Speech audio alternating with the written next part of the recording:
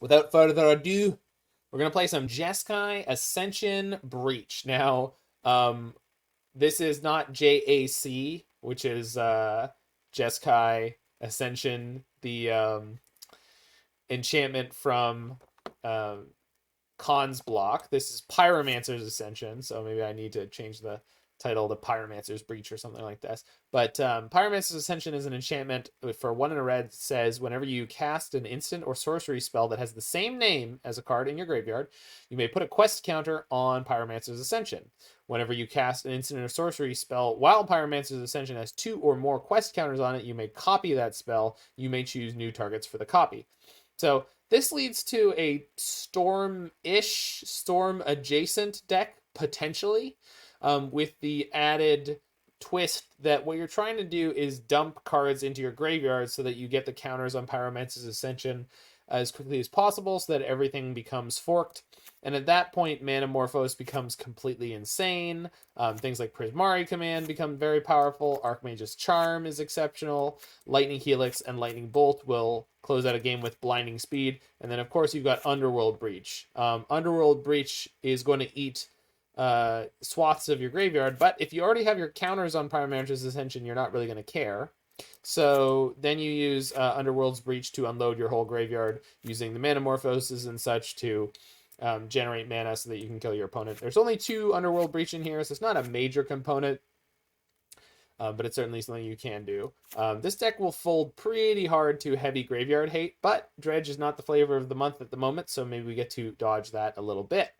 The rest of the deck is mostly just cantrips and removal that can double as win conditions. It's very clean construction, and I'm not surprised that the player did so well. Pygonti responded to my tweet that I was going to play this deck list by saying that the person who was playing this deck should have top 8'd the challenge that they were playing in, but they misclicked in their final game. So apparently quite the deck. In the sideboard, we have a Young Pyromancer and 4 Sprite Dragons. I assume that's specifically to sidestep a lot of graveyard hate and such.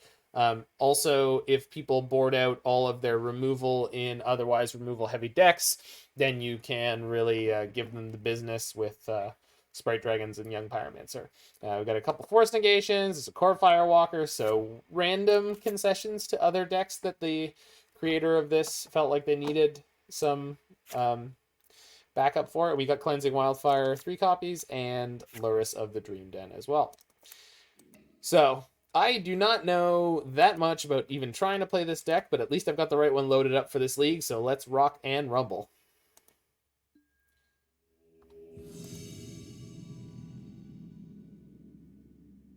Rumbling along. 3-3 Benja 3-3. Not Sam Val.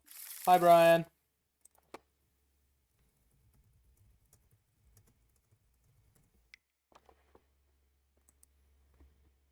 Is there something wrong with some part of my interface somewhere where it has my name all broken up? Now I'm paranoid that I screwed something up. Okay.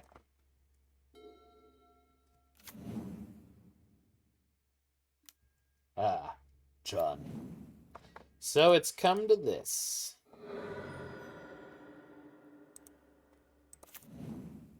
Ah, I see. Mana symbol. Mana symbol. Mana symbol. I got it. Do do do do do do do do do do do do do do do do do. I don't know why I made that as obnoxious as I did. Didn't mean to, it just came out. Story of my life. That's what my parents said about me. Well, we didn't mean to, but he just came out, so. That's not a land. Is that a land? Ooh, it is. Good.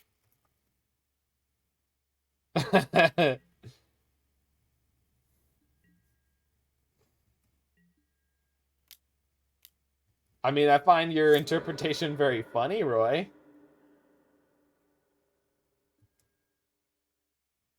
Man, person, woman, camera, TV. Hey, thanks for the follow there, Max Ganizade. Ganizada? Max Ganizada. Ganizada. I like that. It's a quality name. That name smacks of quality. Smacks of it, I say.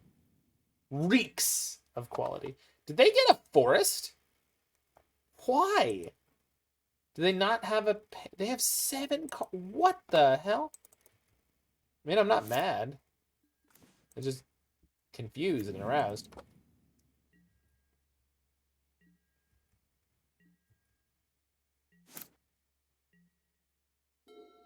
I don't know, Roy. I don't know. Maybe their only payoff is like Ugin, which is 8. So they thought, well, I better get this forest and then set up for the...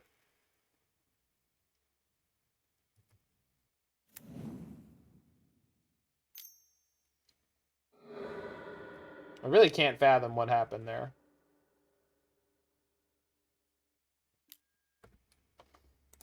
So what I'm going to do is get a mountain. Prismari Command. Oh, there's no mountain. Get the steam vent.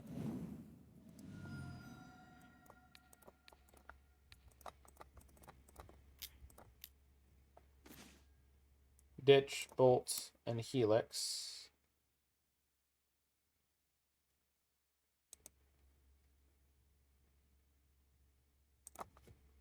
They pulled a U and misclicked? Yeah, maybe. And then just remand that. Like, do they not have a... Oh my god, they don't have a land. They're going to discard to hand size.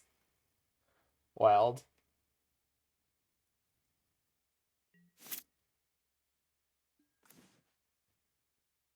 And I suppose in terms of mana efficiency, I've colossally failed to be able to like play an Archmage's Charm plus do anything else here. But on the flip side...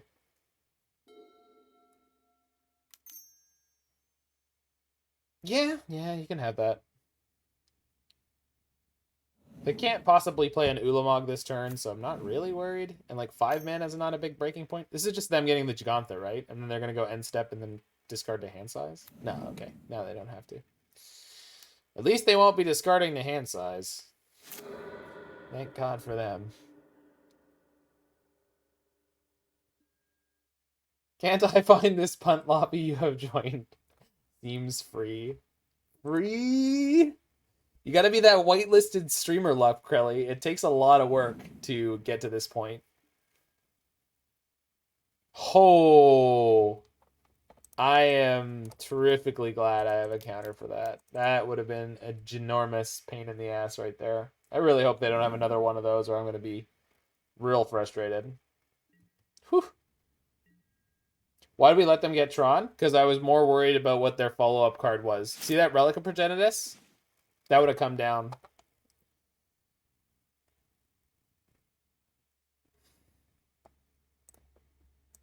Is there anything I can do with this graveyard, realistically, if I play this Underworld Breach? Like, I could Thought Scour myself a bunch of times. Until, hopefully, I hit Manamorphose, and then play that until my hand is full?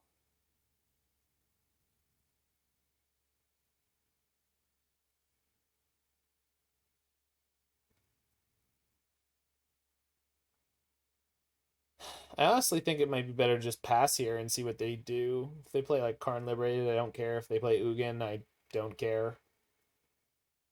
Even Ulamog is like, I care a little tiny bit, but not really. Yeah, I think it would be a punt playing Underworld here. But it could be... So I have 12 cards in my graveyard. If I add 2 Lightning Bolts, put my opponent to 14, that means 15 cards in the... Uh-oh. Yeah, here comes the Ulamog. I kind of wanted all this mana, if... Well, maybe not. Ooh.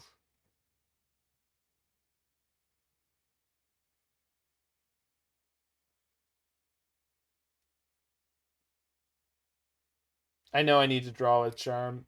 So I think I'm going to let this go and see what they get with it. And if it's Graveyard Hate, I'll counter it, because I have to.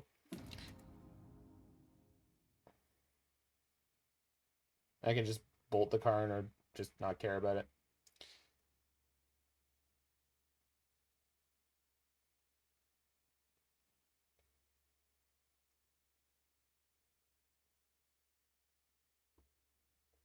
Apparently my opponent did not have a plan. Liquid metal coating. Sure. Okay.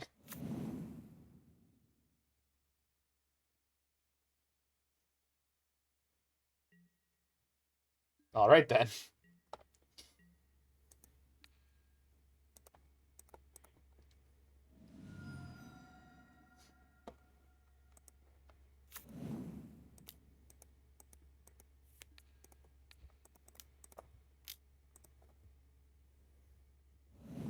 Oh yeah. Seems all right.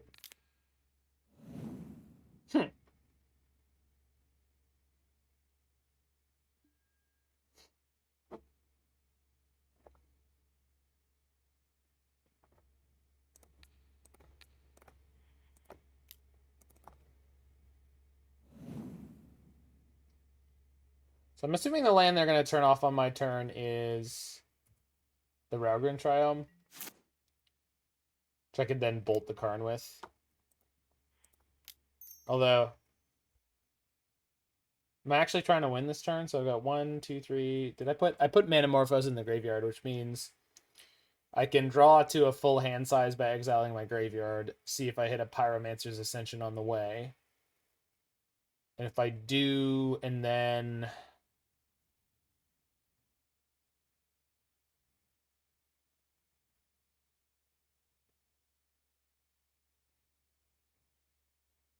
Pretty sure the way I'm winning this game is not going to involve exactly lightning bolting them 7 times, so...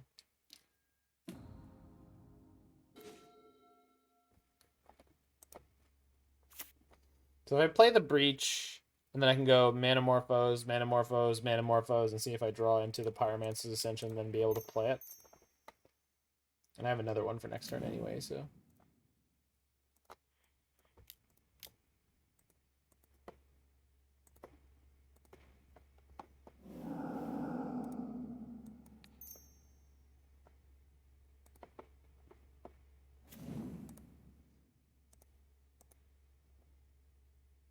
Well, I can't do this quite infinitely, but pretty close. At a minimum, I can fill my hand. There it is.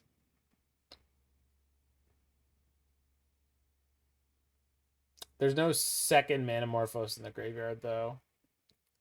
So it doesn't quite work. I may have to play this turn and then pass the turn and then hope Remand gets me through it.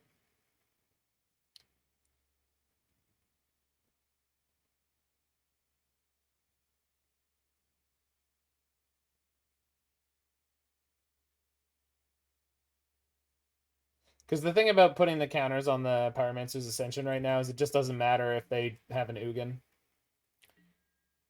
So we'll let this go, and then we have Remand, and then hopefully we'll just go again next turn. And then if they have a Relic of Progenitus literally off the top, why even play it? And the floating mana. 9, 10, 11, 12, 13, 14. All right. So they can't double Ugin. They could have double Karned. They can't anymore.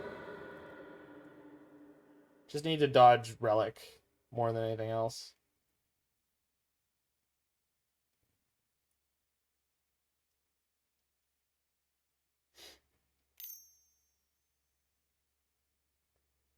Wormcoil?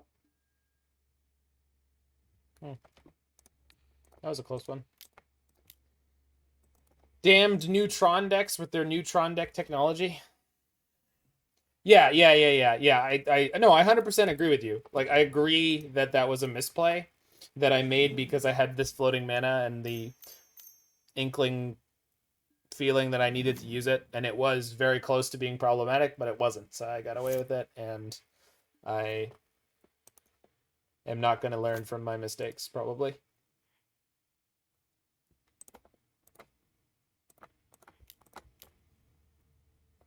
I should, but I probably won't.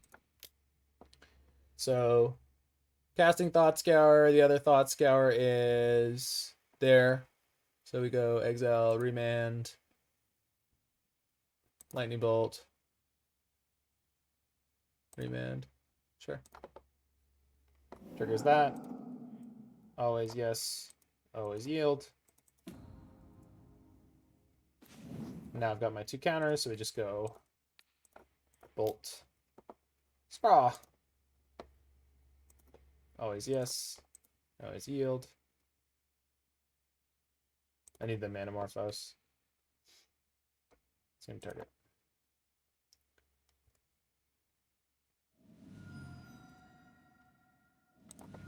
Cast the Manamorphose.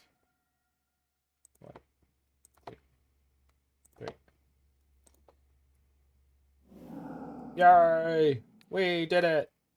Red, red, red. Nope. Red, red. Cast this one from my hand. This doesn't even use resources from my graveyard. Triggers. Red, red.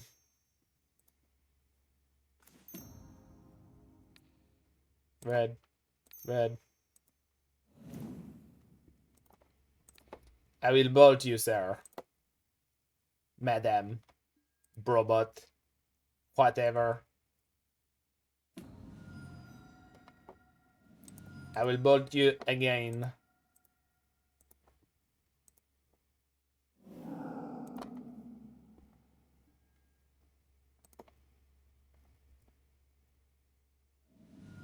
$100 clicks later.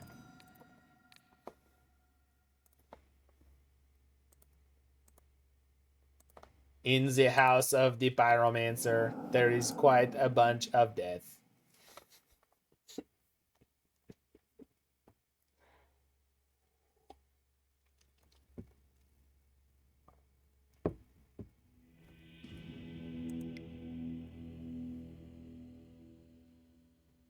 All right. So they already had Graveyard Hate. So I don't think I'm trying to dodge it, but I do think we'll bring in Force of Negation and some Cleansing Wildfires. Definitely don't need Path to Exile. I can use it, but I don't need it. And then so like the helixes are pretty poor. Leaving 1 helix feels weird. So let's bring in a Sprite Dragon or the Pyromancer. I think Sprite Dragon's a bit better.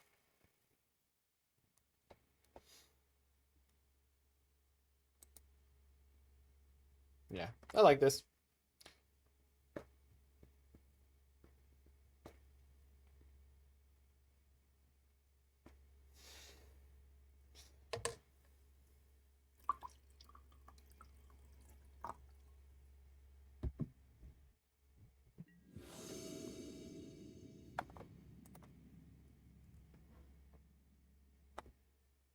I think this is better than the version with Grinding Station. It's very different, Muscle Mathis. Personally, I like this. Sorry that everything's moving around. Personally, I like this version more. That doesn't mean that it's better, but I like it more. So I think it's more fun and interesting. But I played a lot of Grinding Breach lists. The Grief Ephemerate combo looks pretty good. Potentially broken. I hadn't heard about it until just this moment. I guess that makes sense. Yeah, I mean, that could be really, really good. Time will tell if it's good enough, Paul Sewer, but it certainly could be. So you 2 for 1 yourself, but then you get the extra go, and then you get another extra go. No, you get to keep it when you ephemerate it. Huh. Yeah, that's pretty good. What is Grief? A 3/2 menace? Seems alright. Yeah. Yeah, that seems pretty good. This is not the best draw. But if I have a window to cast this, I might as well. Yeah. Yeah. Yeah, I mean it's definitely got potential.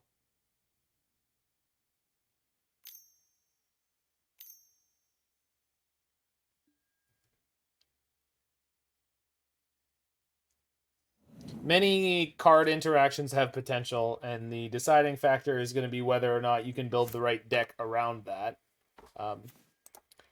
I don't think that people will or will not do that necessarily. I think time will tell, but yeah, potentially excellent.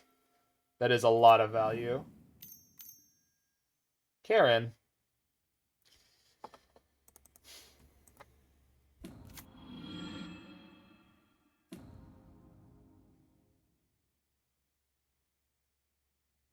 Trinisphere. That's smarter than last time. Veil? It's been a while since I've been veiled out of Tron. Nope. Good. Good. Boop!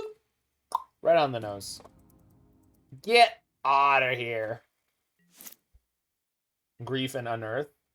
Is it not 4 CMC? Please do not tell me it's 3 CMC. I mean, not that it's really a big deal if it is, but like, holy crap. I thought it was Unearth or Unmask's mana cost. Yeah, it's 4. I thought so. Yeah. Well, it's more of an homage to Unmasked that way. Also considerably more balanced. Liquid metal coating. Yeah, you can have this.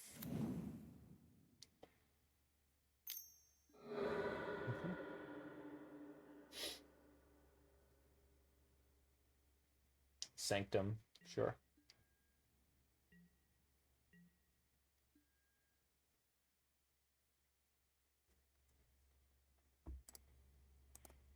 So I could shatter their liquid metal coating right now, but I think I'd just rather put a counter on my Pyromancer's Ascension while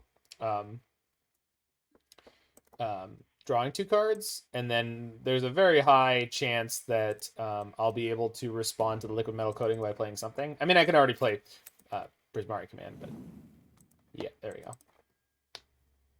They said it's a new cycle. Maybe the blue one will have flash and counter a spell. That would be Pog. Oh my, that's a line of text, friend. I should Lightning Bolt first. Okay, hold on. And Ascension Online.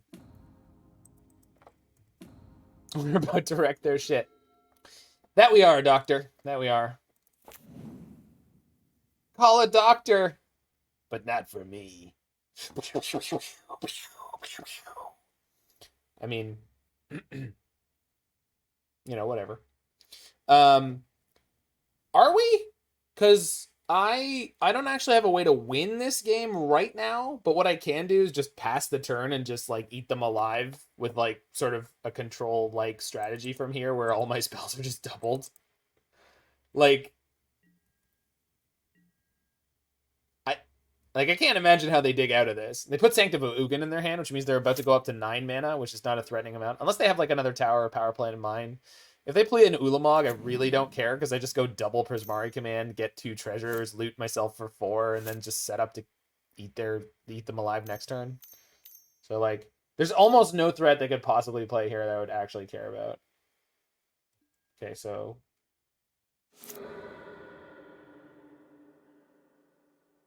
they get the Ulamog now, but I don't care. So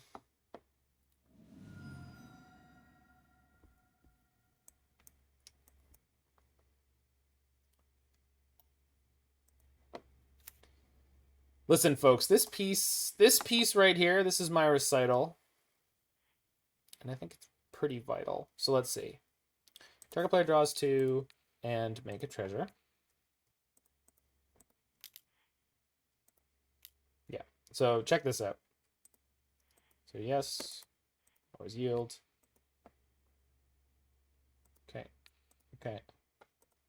So draw 2, Holy crap. Discard 2. Make a treasure. Draw 2. Discard 2. Make a treasure. Check this out. Play Thought Scour. Target me. Same target. Play Remand. Target Karn. Oh my, I have a second Remand. Whatever shall I target? What about this Thought Scour that's on the stack? Do you think they'll let me copy it again? Anyone? I've already copied it once. Maybe it's out of toner. Also, this should be fun. Whee!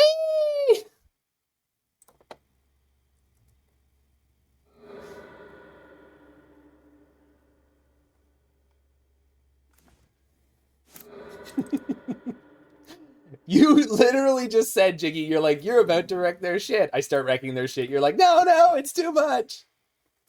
Not like this. Not like this. You're a madman. Mana symbol.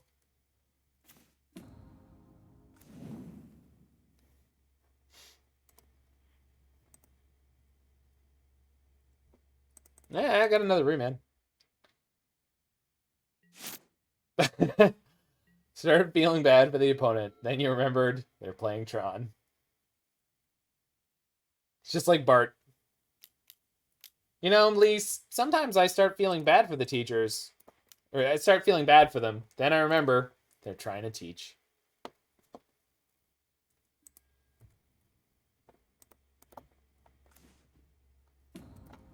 I'm going to do the thing again. Remand that. Retarget. That one. I was trying to figure out in my head a little earlier. Like, I was like, oh, I bet you could do a really cool thing by forking a Remand and bouncing one of the Remands by... Wait, that doesn't work. But it does work if you have a second spell to play, as I'm thoroughly demonstrating by beating the ever-loving pants off this opponent. Unless, of course, they like their pants being beaten off, in which case I'm just beating them off otherwise. Have I said beaten off enough times? Probably. Triggers.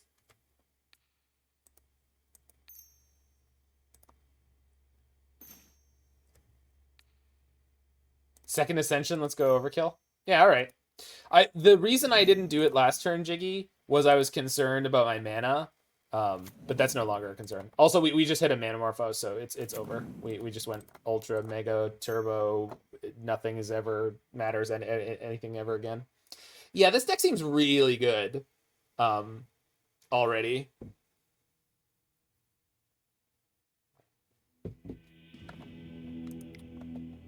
Being under the radar is a big deal too. Like, I feel like there's a lot of opponents who are just not really gonna know what we're up to until they're dead, which is kind of great.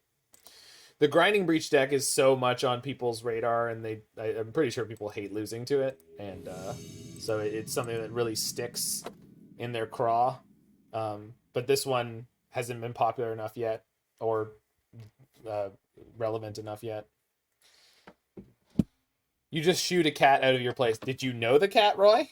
Or is it just a random cat that strolled by? Ooh, fair magic.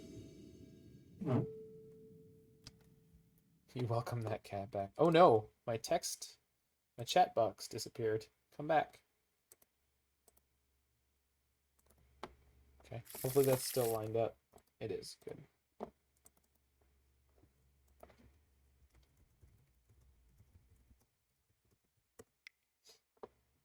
Yeah, I'll keep this.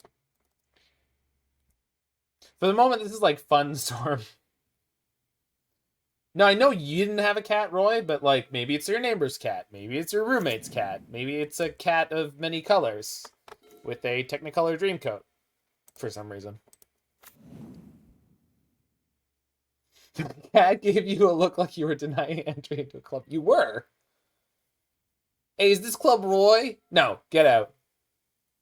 I'm pretty sure you're Roy. I'm pretty sure you gave me a business card. No, get out.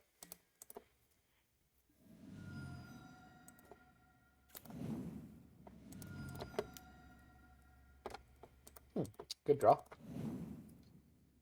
Very acceptable.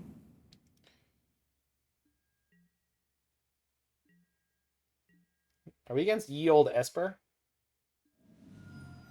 Fair Magic does play a lot of fair, high-quality decks, so would not be surprised if this was Esper. Okay.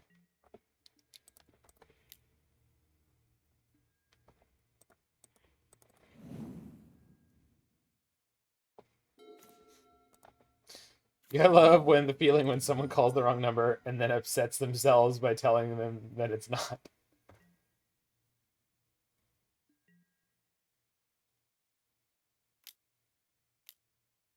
Unadulterated incompetence.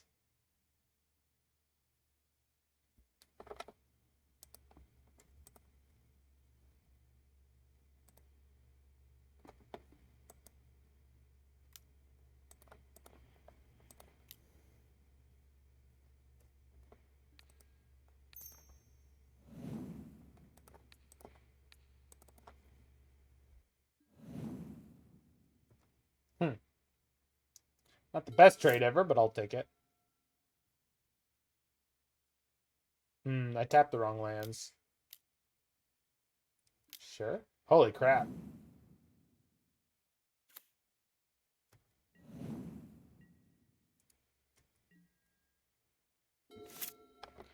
That opening is so big, someone's... I mean...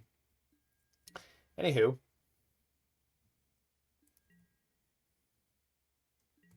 My opponent was so open, they'd even go on a date with your sister, Alex.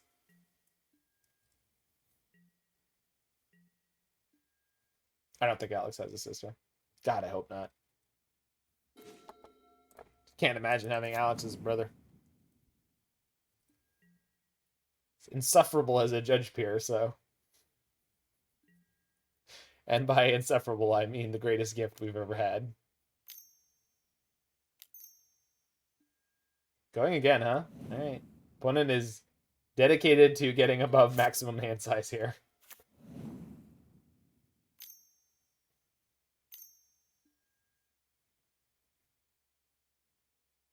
Yeah, alright.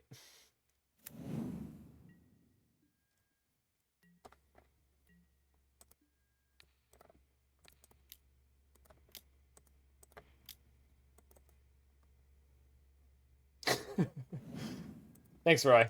I need that gentle reminder.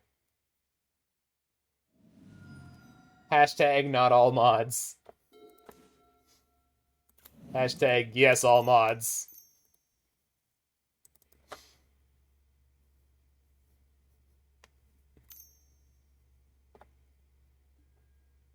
Oh, that's such a kick in the teeth. Oh. Like I can't do anything about, like, I can't do this. I can't fight realistically. When was that added? Several seconds ago?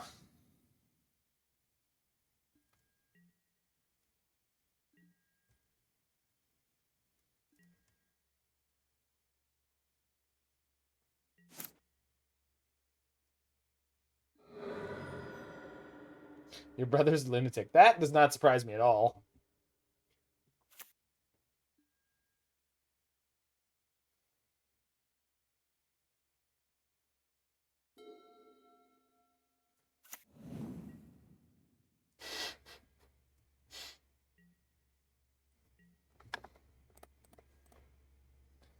We got great shirts like this one.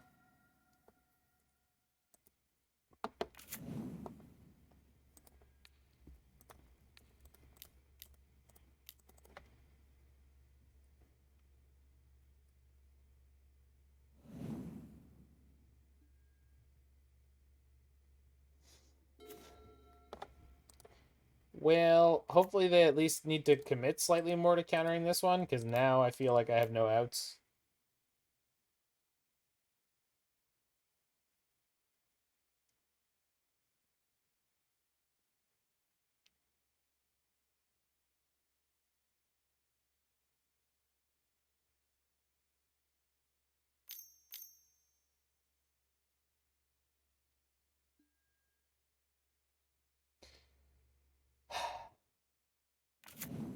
Maybe I can Manamorphose into... Ah, it's the same stupid spell snare. Okay, so the Remand doesn't help. I thought they'd be getting Archmage's Charm or something reasonable, but nope. Morphos Remand easy. Nope. Unfortunately not. I mean, I could have gone for it. The problem is that they have so much mana open. Like, if they had cast... No, like, but the thing is, I understand that that play technically, functionally, maybe works, but the concern that I have... Yeah, that... yeah. I think I'm probably just good to scoop this one up. They may let themselves get too low. You always have mana leaks, yeah. Yeah, I mean, I don't know. I just... it didn't feel right to me. It probably was the right play.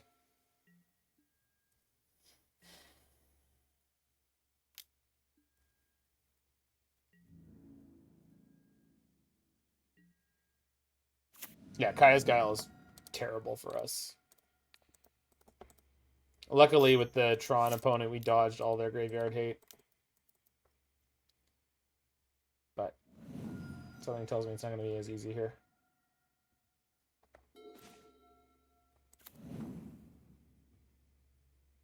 Getting a little closer to just accidentally burning them out, though.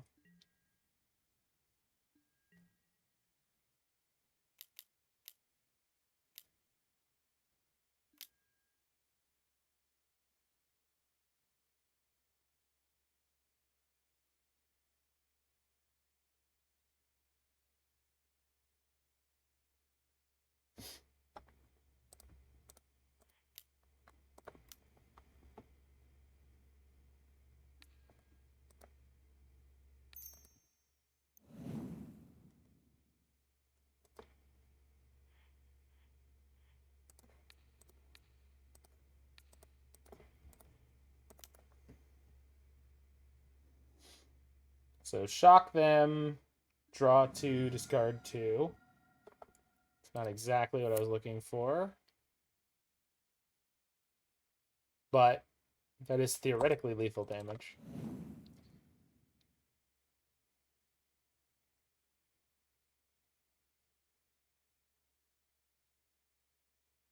I was supposed to keep that Prismari Command. But I still think we'll be okay-ish.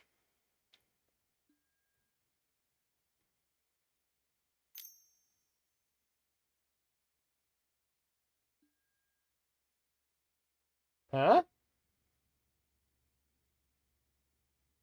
Oh, they're putting in the graveyard for the search for Escanta. That's something else right there. Do I put them to 1?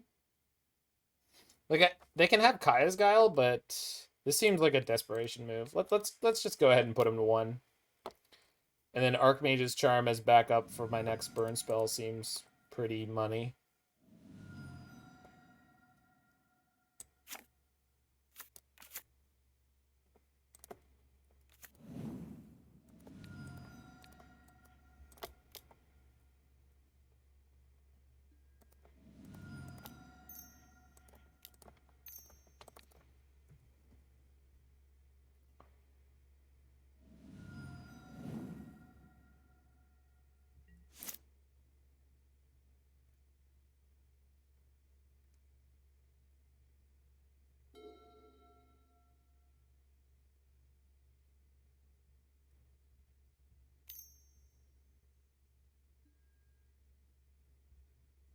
I mean, they can play a fetch all they want. They just need to make sure they don't sack it.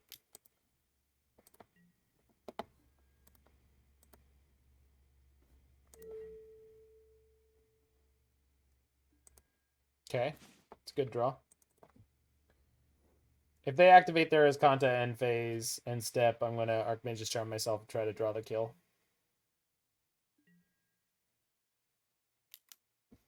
Which of course they will. Bolt. Helix. There's still more. They're in there. I know it. I know it. Opt. Bottom. Okay. That'll do.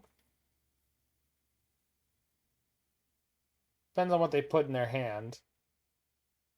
Jace, you got it. Enjoy. I hope you cast it. I hope you enjoy that Jace opponent. This is going to be your last.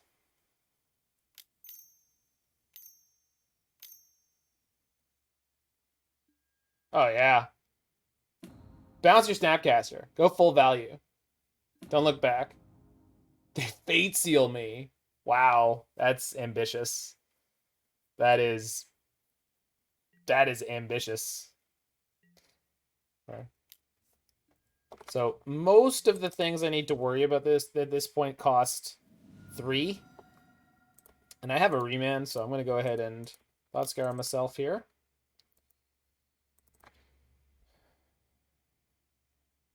If they have Kaya's Guile or something similar into... That's a great draw. With Spell Snare. Well, now I still kill them anyway. So let's go Helix first, I guess. Just because no reason to get fancy. I don't know, kill ya. Cryptic? That is ambitious. Force?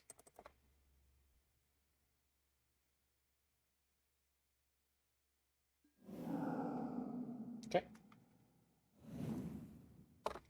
Well, we needed every ounce of our resources here, but should get it.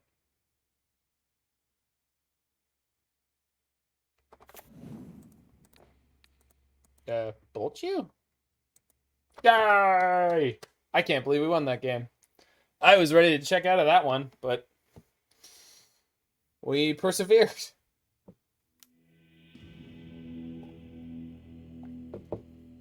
Take that, Esper mediums. You're no better than Mardu mediums. You and your high horse. Your Esper. Alright, so these paths out of here. Yeah, I'm very impressed by the way that game went. That was a shocker. I really don't know what to say about that one. Pyromancer's okay, I guess. Is another threat. I'm probably supposed to board out the Ascensions and or the Breaches when I do this. But I feel like against Control, it's okay to just board way up on threats like this, especially ones that sort of straddle the line of things that they're ready to deal with.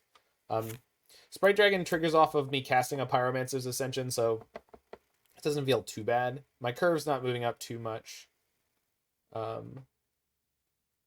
And then we can bring in like 1 Force of Negation.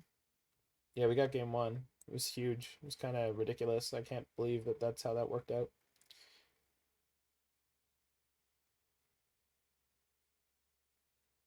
Maybe I should have Soul Guide Lantern.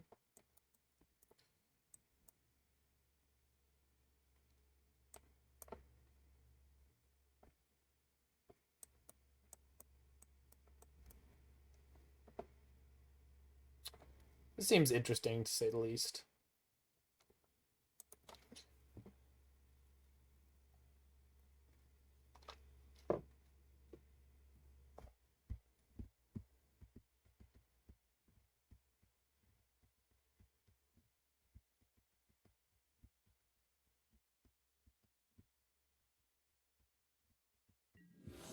I mean, we did get pretty lucky at the end there, Roy. Everything came in the exact right order for that to happen. But, I mean, such is magic. Keeping the 1-lander. I've got Opt and Thought Scour, so should be able to find what I need. And even if I don't, I get to be a salty jerk about it on the internet. Yeah, exactly. It's the age-old modern truism that unless you are the most, like, one of those top-tier, very confident control players, you want to have a deck that accidentally can win the game.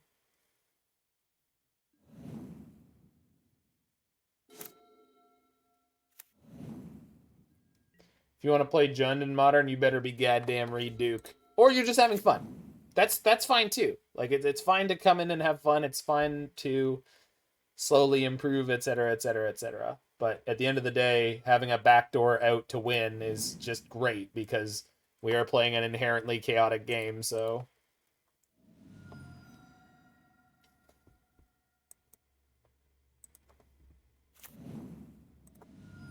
Now, I don't always agree with that. I love playing hard control decks, but...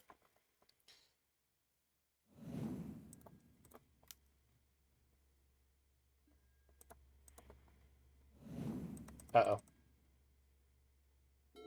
Uh-oh.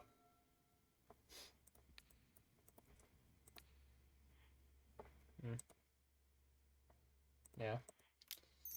Might as well jump. Nice. Got him.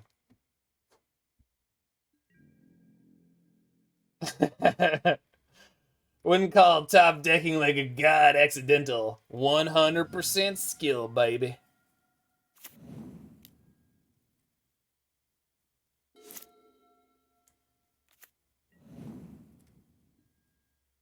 And remember, every time you lose, it's because your opponent outplayed you.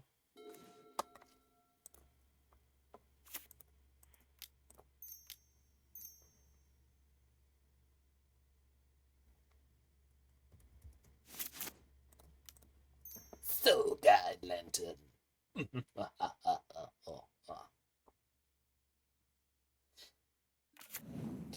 Yeah, remember the truth about Jund, that a 3-2 is as good as a 5-0, and a 2-3 is as good as a 3-2.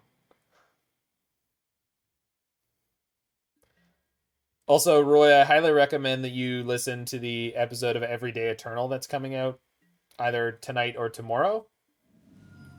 Because I put in the minimum subscription to hop on their Discord because I wanted to ask them an in-depth question, because Julian Knab has a history of bringing up the concept that, like, he's the guy who wants to win tournaments. And I kind of was being introspective with my own very affable attitude of like, I made 19th with the same record as someone who top 8'd, and I was playing something super spicy and awesome, so I feel pretty good about it.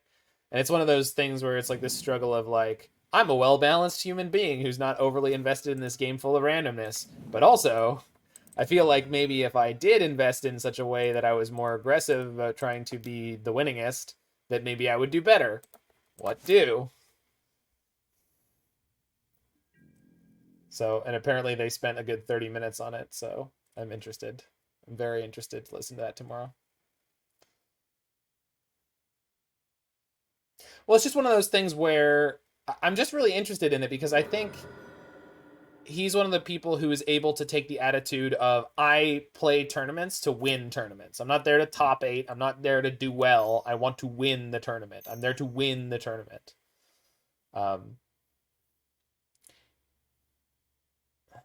So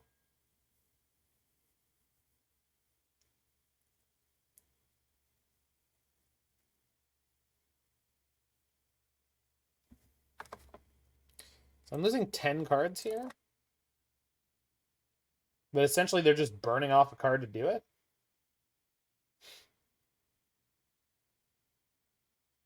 Yeah, all right. It's not too bad.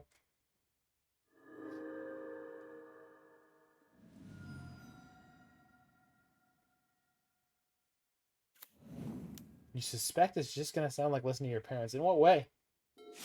I don't really understand what does that mean? Hase. Get out of here. Back to the shadows. You shouldn't play Fringe deck at big events as compared to every deck that is meta was a Fringe deck, so we need to play them at big tourneys.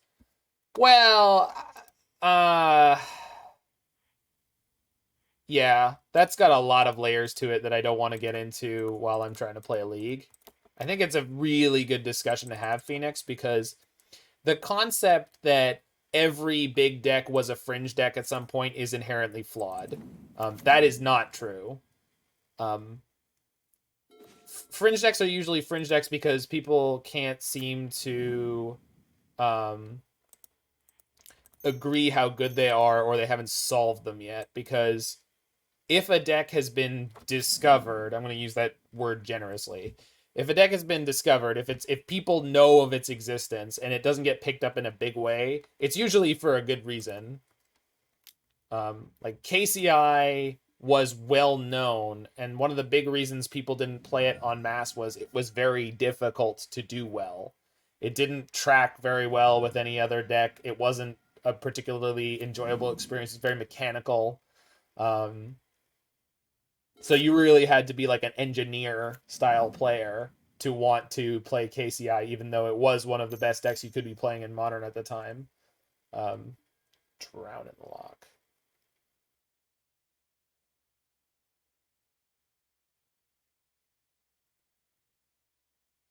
I can't Soul Guide Lantern myself, unfortunately.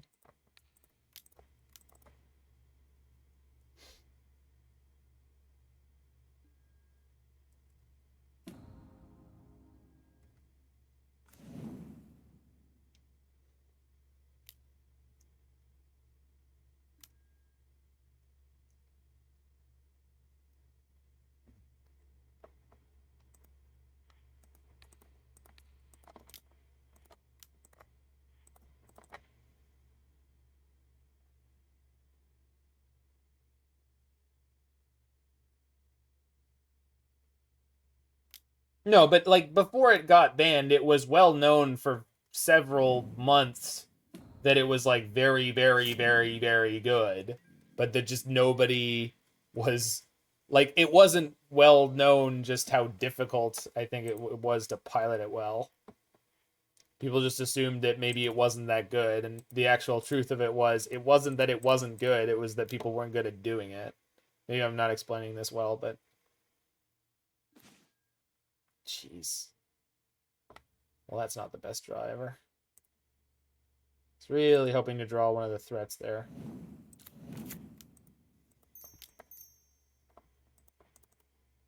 Maybe on this one.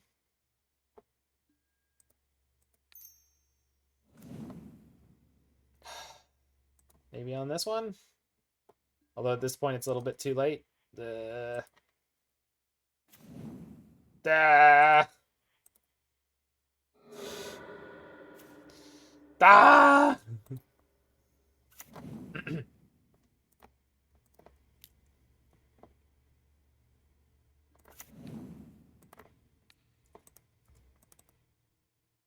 yeah, I mean, I don't think that I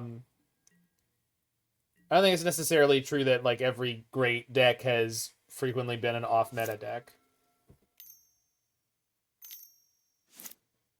The period between blue-red prowess being like something that was a postulated idea and being one of the best decks in the metagame just took a little bit of refinement, but it never went anywhere. Plenty of people put the idea together right away, and even though it didn't immediately rise to the top of the metagame, a lot of people stuck with it, and then eventually everything sort of came into place where it was one of the best things you could be doing. Same with Hammer Time for a while. Obviously, Hammer Time has not sustained that. Hammer Time is not as good now as it was before, but it's still quite good, and it just needed people sticking with it for a while.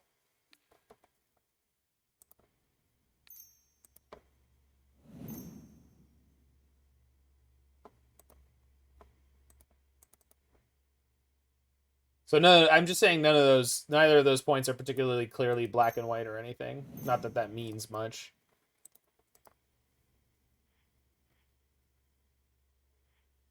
Well, I mean, I've burned off so many spells here without hitting what I need to, which is super frustrating. Because like all the, jeez, like this all came in so much the wrong order. It hurts.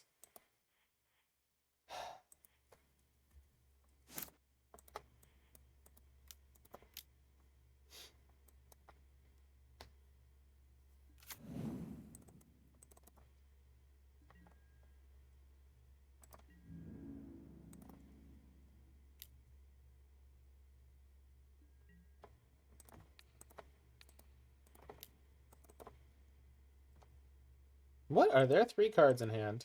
Am I about to get Kaya's Guild again? That's gotta be it, right? Veto. Fair enough. Jeez. Alright.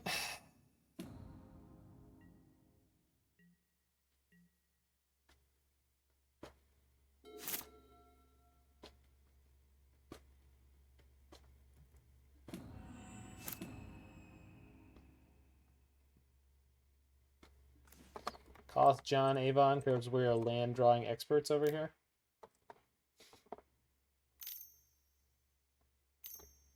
Cryptic, damn it.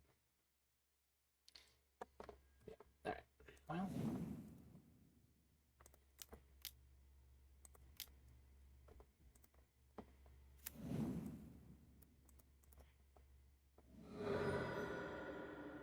Oh. I'm 1 land short of this being relevant this turn. I thought I had 1 more. Oh, well. Oh.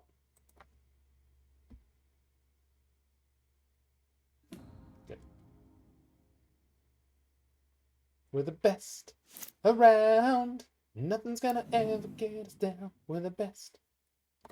Fairy Hero of Dominaria. Shit. No, it's just another Jace. Not so bad. Bad, but not so bad. They Fate Seal again. Wild. His opponent does not like brainstorming. Put it on the bottom. Good. Good. Huh. Well, I sure hope they counter my Lurrus. Oh boy, here I go. Oh, boy, I'm a naughty kitty cat.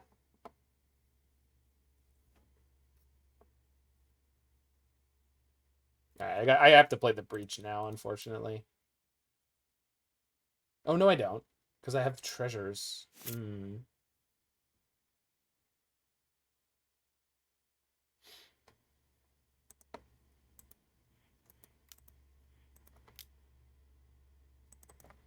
Sprite Dragon.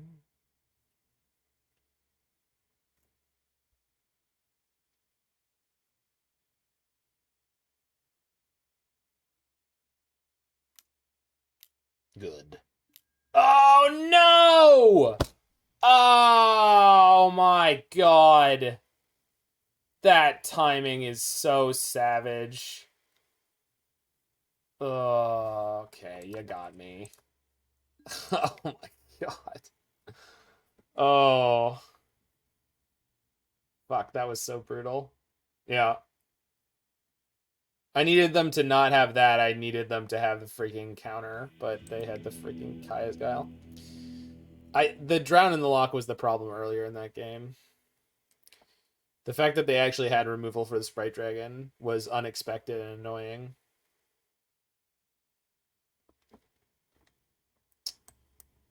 Also, the second Jace immediately. That was in a dog's voice. Rough. Rough. That's okay. We squeezed out game 1 in a way that probably should not have happened, so. I'm making a mistake not bringing in the Pyromancer. But I can't change it now. I was just assuming they would blanket take out all of their... Reason number 271, my Esper is a strong deck. Yeah, it's definitely a fact. Well, Drown in the Lock was not common for them at all. At all. That is a fairly recent and unusual inclusion.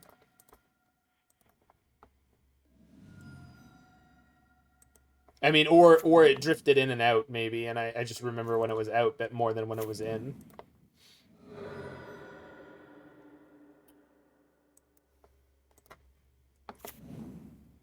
This looks like a prowess hand, just about. Yeah, I think most prowess players would bat a cockeyed. No. Ah! That's like, they don't have their 1 spell snare. No, even worse.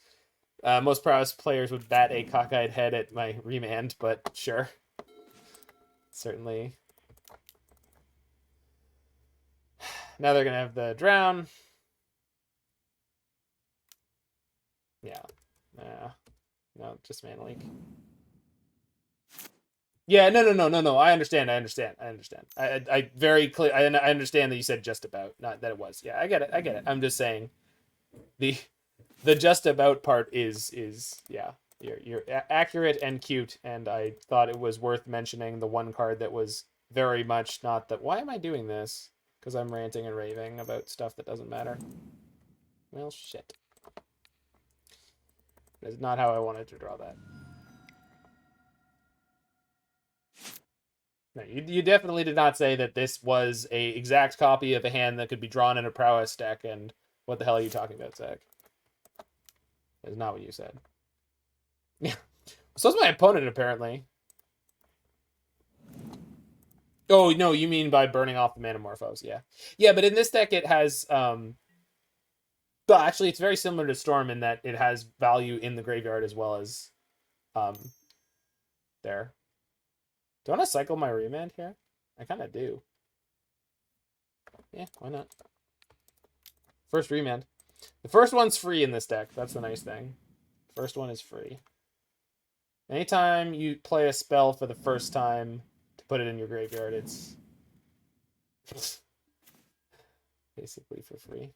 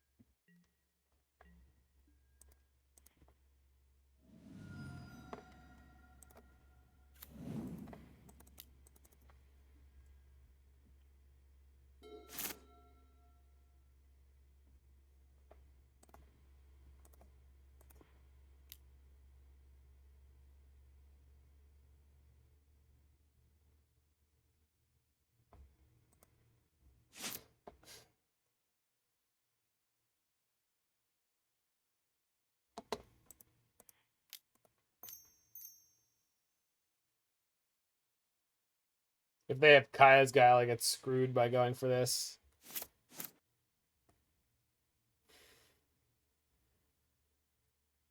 Yeah, I'm trying to figure out what I'm supposed to sequence out here. It's probably just the Sprite Dragon.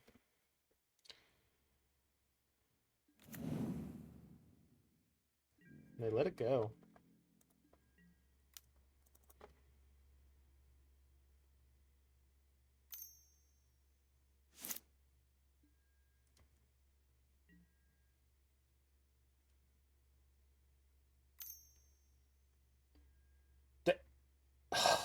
God, I wasted game 2. Ugh. They brought back in Fatal Push and they drew one. But hopefully not too many, because that would be just too fortunate for us. They'll draw the exact one they need and not end up with any extra. For sure. They fetched another black? Oh, that's a bad sign.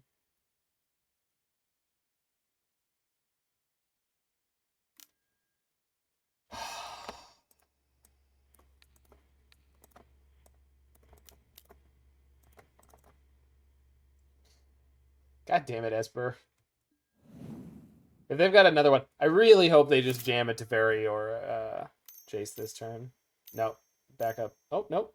Jace? Yeah. Alright, if they don't have Force of Negation, this should be really good. It said if. They Fate Seal. Always Fate Seal. This opponent does not like to use Brainstorm naked. They are petrified of my lightning bolts, which I guess is appropriate, but... Alright. Well, that's play and a half.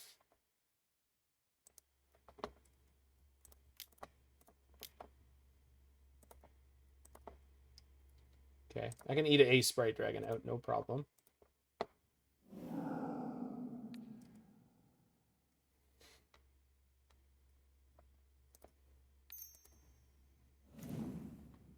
That was an excellent draw. Not a particularly helpful one, though.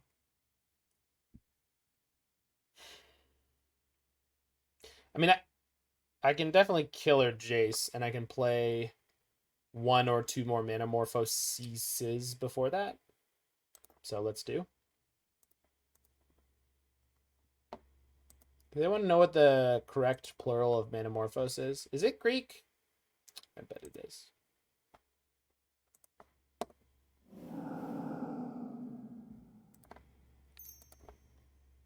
Greek like a good diner or a bad wine. Start Thought Scouring? Well, we don't. We run out of mana then. My plan is to play Sprite Dragon. Hold on, I need to play Manamorphose one more time. Uh-oh. I may have screwed this up.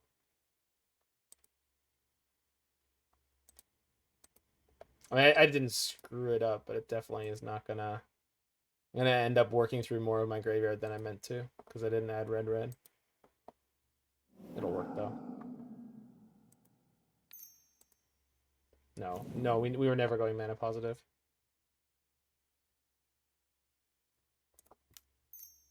Play the Sprite Dragon, Exile 1, 2, 3. Okay. Bolt from hand. We did gain a large number of cards in hand, though. Cost my whole graveyard, but...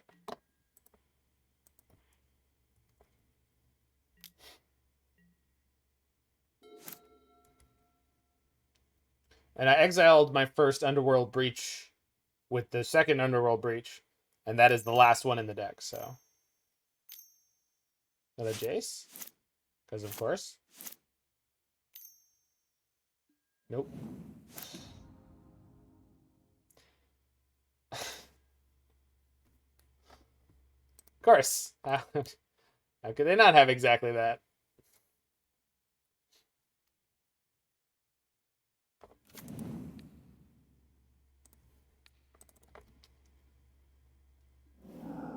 Yeah. Yeah. It's an onion in the ointment. Okay, we're going to wait a turn here, clear these Thought Scours out, see if I can find Pyromancer's Ascension or something, and try to take care of the clock here. I countered the previous Kaya's Guile, so if they have another one, it's just annoying. Not terribly annoying, but annoying enough.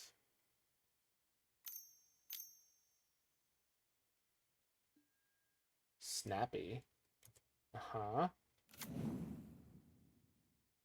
Are we 2-3? No, not yet. Archon of Emeria. Flash Archon of Emeria. Oh, if someone plays Archon and I already played a spell before it was in play, can I play another spell? No. No, you cannot. You cannot.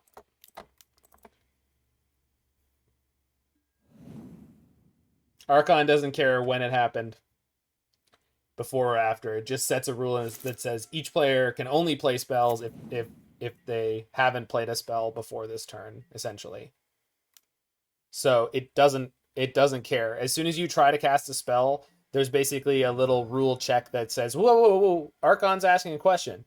Have you cast a spell before this turn? And you're like, well, yeah, but he wasn't there to see it. And it's like, the Archon knows all and sees all, friend. The Archon knows all and sees all. Trying to find an analogy? Land drops are the closest analogy, I would think. Okay. It's like every extra land drop spell and lands. Yes. Resolves? Nope.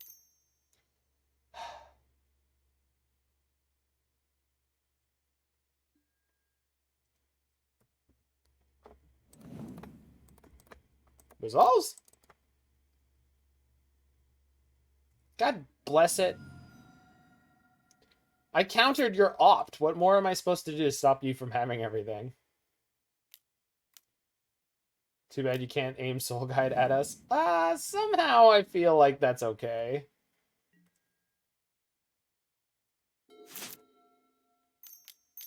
No. All right.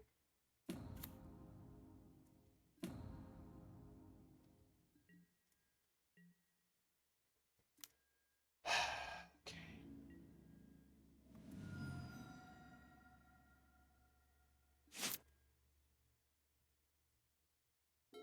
I drew a ton of extra cards this game. What happened to all that?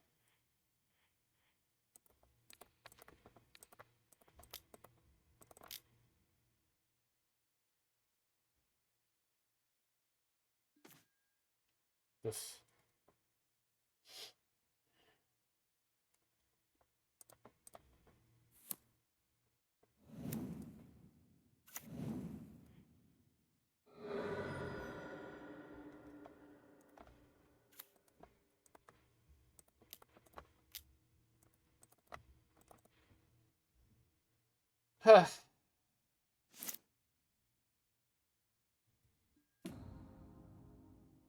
Well, they're only on 5 cards in hand. No, no, no, no, no, no, no, no, no, no, no, no, no, no, no, no, no, no, no. More Guile, please, no. It has to be. It's the only thing that would take them forever to choose the modes. All right. I could stick in that one. I just don't care anymore. We're 3 minutes and 30 seconds on clock, and I just don't care to try to rebuild my graveyard anymore. So if you do want to play this deck, figure out your matchup against Esper, or be luckier than I was on how many Kaya's Guile they drew and exactly when. I'm not saying I couldn't have tried to figure out a way to play that game, but I just felt done with it, so I decided to be done with it.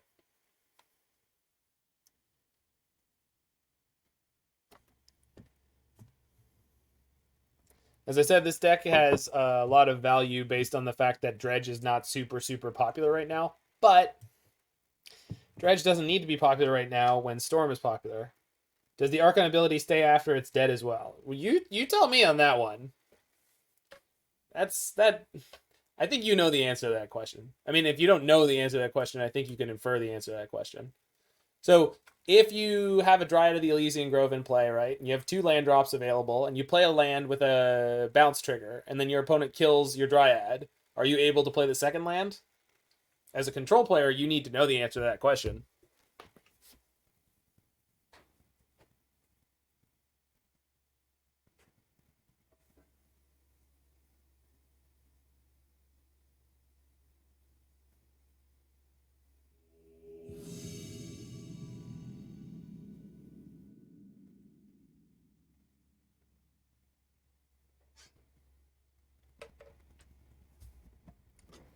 Right. So any rule setting cards only set that rule while they're in play.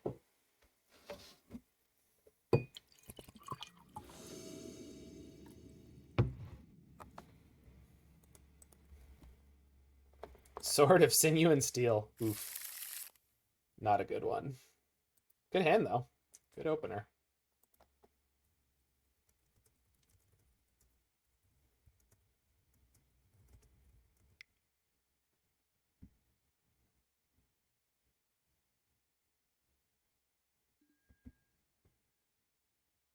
The tax guy for fetching lands thing, Arbiter, Leonin Arbiter, is still there until end of turn, though, right? No, if you kill him, the ability goes away immediately. I don't know why you think it wouldn't.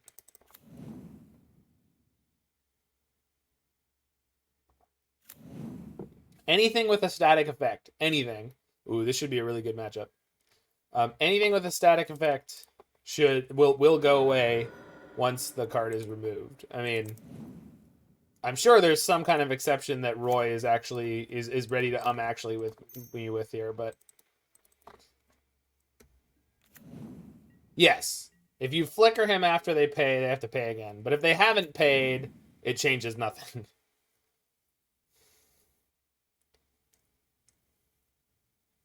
But that's a new instance. The Cavern was on human. Human. Sparring Spike was talking about it. I must have misunderstood. It's probably the flickering thing. Well,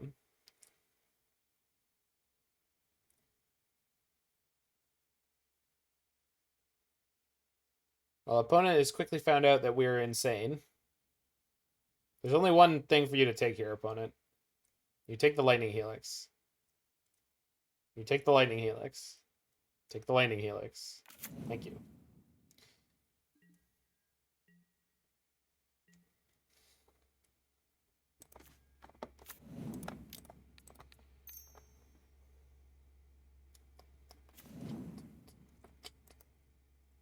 There's a Helix in my graveyard. This is nice. I like that. I like it a lot. Oh, yeah. I mean, Death and Taxes is a horrifying maze of bureaucracy that will grind your soul into the dust. So it's a very accurate name in its own way.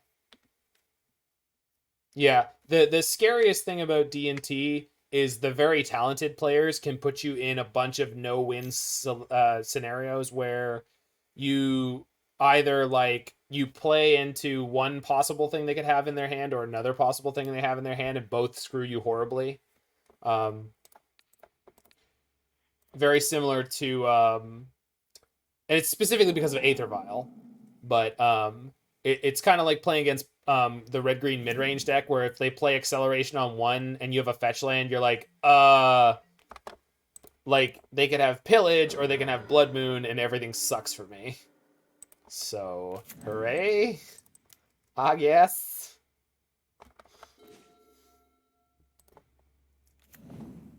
I got his Vial and had 3 Snapcasters. Yeah, that's a great way to win that matchup. So this is good. You know, Pyromancer's Ascension and Underworld Breach is a kind of completely sick combo. Just if anyone was curious, that is insanity. Because once you have the 2 cards in your graveyard, like if you say I play this Lightning Helix now and it goes into my graveyard, well, it's gonna trigger Pyromancer's Ascension. Yeah, that's fine. And then when it's in my graveyard with the other Helix, when I play Underworld Breach and then play it, I get to... Yeah, that's fine. I get to trigger it that way too. Silver Quill Silencer.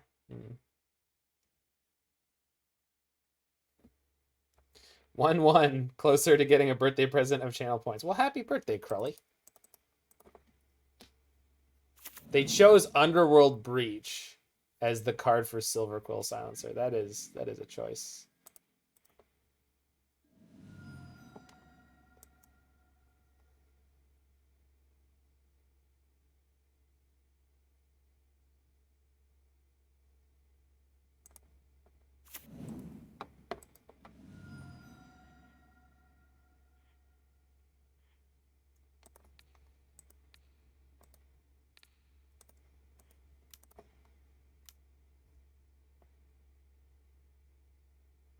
I want a rummage? No, let's just make a treasure.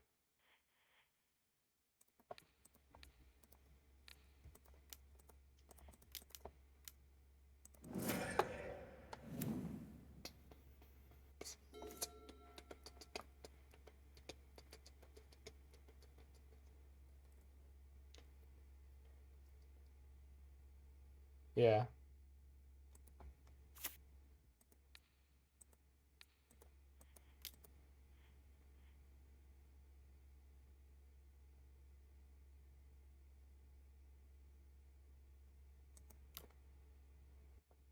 I mean, they put me in a kind of awkward spot here.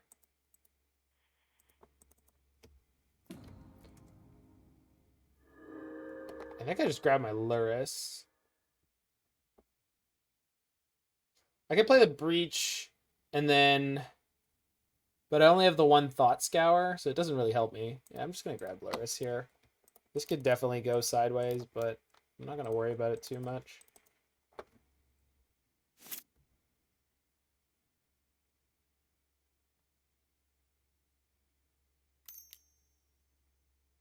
Thalia's Lieutenant, sure. That is a weak play. Another Thalia's Lieutenant. Wow. Opponent's draw really needed a sure. That is some definitely questionable sequencing. Opponent's draw really needed an Aether Vial somewhere.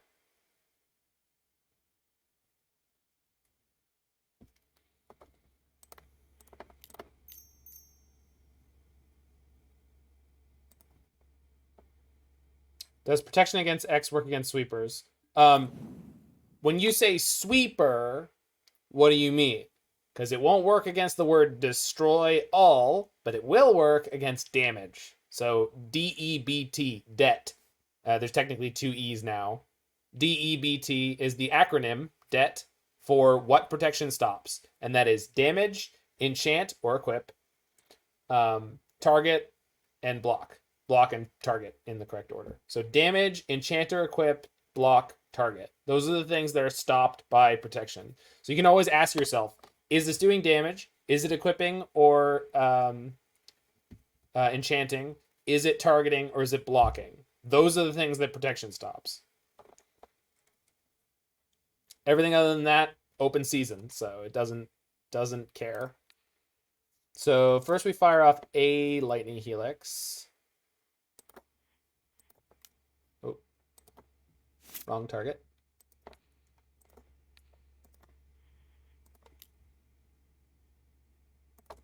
Kill that. And then we path the other 2 creatures.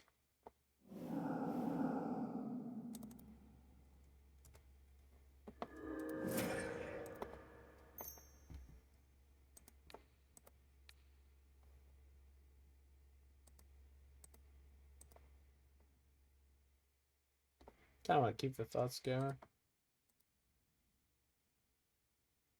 Yeah.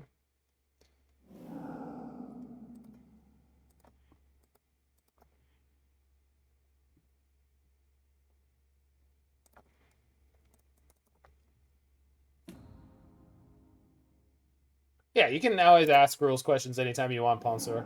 Just know that I will distract myself like thoroughly from the game I'm playing answering your question. So, you know, be ready to deal with the fact that you're going to cause me to be distracted from a game. So don't feel guilty about it if I make some stupid mistake, because I am choosing to answer your question. It is my choice. You are not responsible for my choices. Mantis Rider? Yep.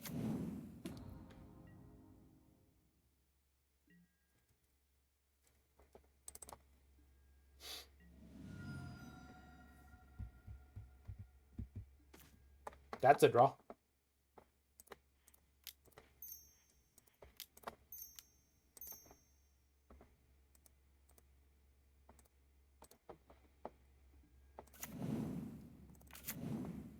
So I can steal their champion. I don't feel like I need to yet. We'll see what they have on their turn here. I might need to counter something.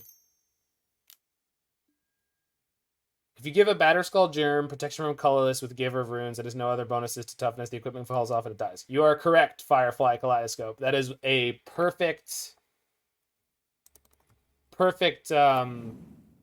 extrapolation of the piece of information that I just gave you. Well, that sucks. I was kind of counting on that staying there. Okay. They're going to take the hit here and just draw 4 and hopefully win the game from there. Because draw 4 at this point should do it. The General! To borrow a line from Mulan. The General.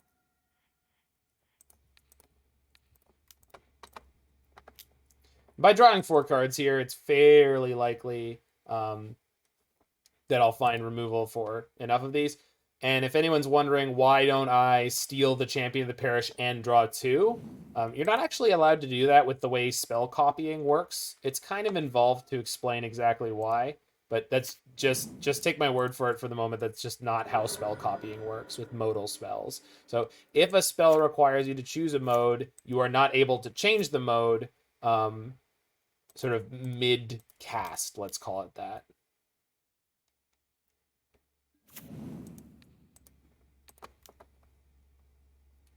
Yay, triggers. Woo!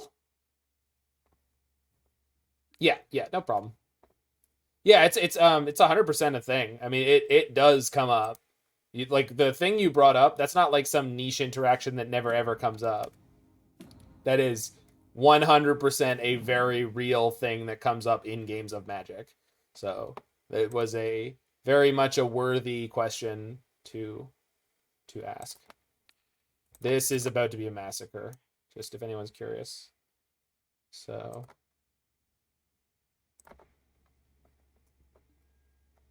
this one can go here and kill the Mantis Rider. It doesn't look like it's going to do that, but don't worry. General Kudro is going to shrink, or his death is going to shrink the other friends. There they go.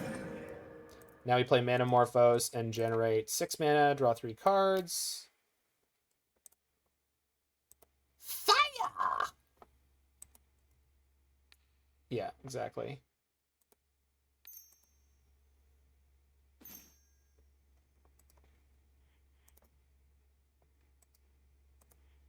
Oops.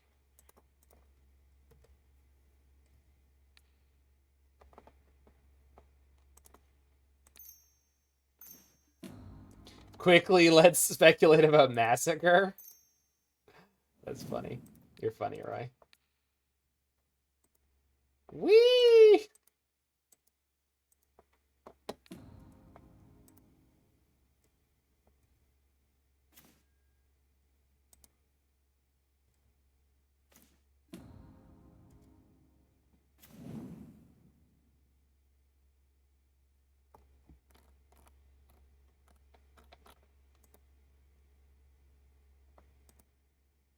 So let's see. 1, 2. There's 2 lightning bolts, 3 lightning helixes. I just feel like at this point I could draw through my whole deck if I wanted to. And my question to myself is, and how much danger of losing the game at that point am I in? A non-zero amount, but I think I can get there.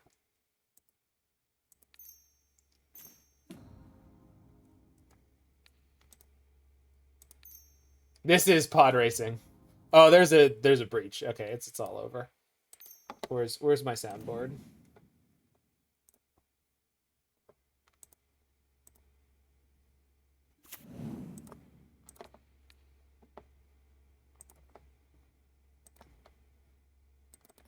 It's all over, people. We don't have a prayer. Ah!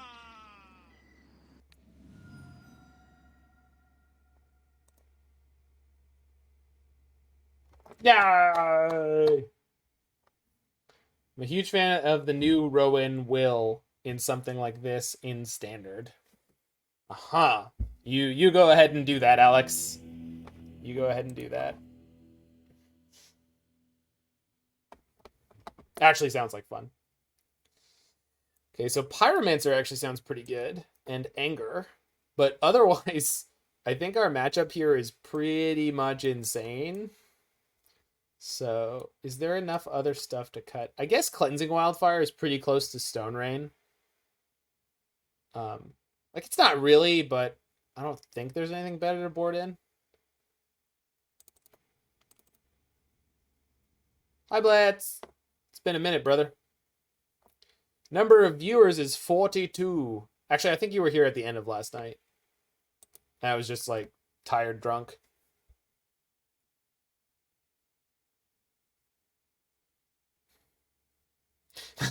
You play a one-of lab, man. You're always lurking, but not always chatting. Yeah, that's cool. Man, lurkers make the world go round. I tell you. Lurkers make the world go round. Important part of the ecosystem. Okay, I'm gonna keep this hand on the basis that it's like pretty reasonable and it doesn't have any removal in it for them to steal early on. What was in the I was just listening to a lot of Hitchhiker's Guide, and it's the levels of society, or society goes through 3 distinct phases of evolution. Those of survival, sophistication. No, survival, something, and sophistication.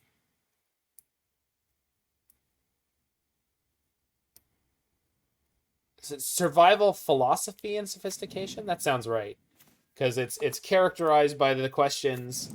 How can we eat? Why do we eat? And where shall we have lunch? And then it's the history of military warfare goes through similar stages, but they're retaliation, anticipation, and diplomacy. And those are explained by, I'm going to kill you. What is it? I'm going to kill you before you kill me. No, retaliation? I'm going to kill you because you killed my brother. Anticipation, I'm going to kill you because I killed your brother. And diplomacy, I'm going to kill my own brother and then kill you on the pretext that your brother was the one who killed my brother. I thoroughly enjoy the hoops there. Uh-oh. Well, let's see if this Prismari Command gets to fly high in a turn or two. Devoted Druid combo plus Kitchen Finks combo. Which Kitchen Finks combo? There are a number of those. Uh-oh. Do they name Bolt or Helix? This is a big deal. I guess they name Helix because I didn't bolt anything here. Viscera Seer. Okay.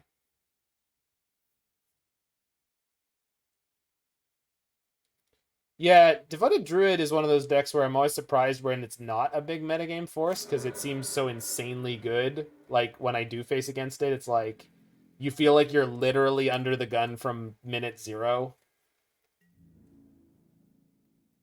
Yeah, this deck seems quite strong. Bolt, please. That I don't need another Helix. The first Helix was useless. The second Helix is, if anything, more so. Valley is such a huge pain. I can't cast anything. Well, nothing relevant. I mean, if I draw the Bolt now, but Bolt's an instant anyway, so I might as well Manamorphose on their end step. We'll go for blue-red in case I draw Opt or Thought Scour.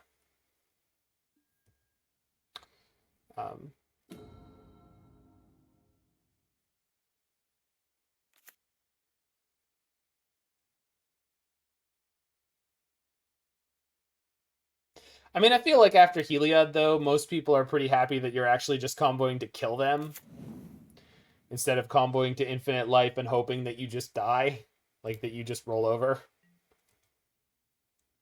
So, I mean, maybe I'm overvaluing how much people value that, but...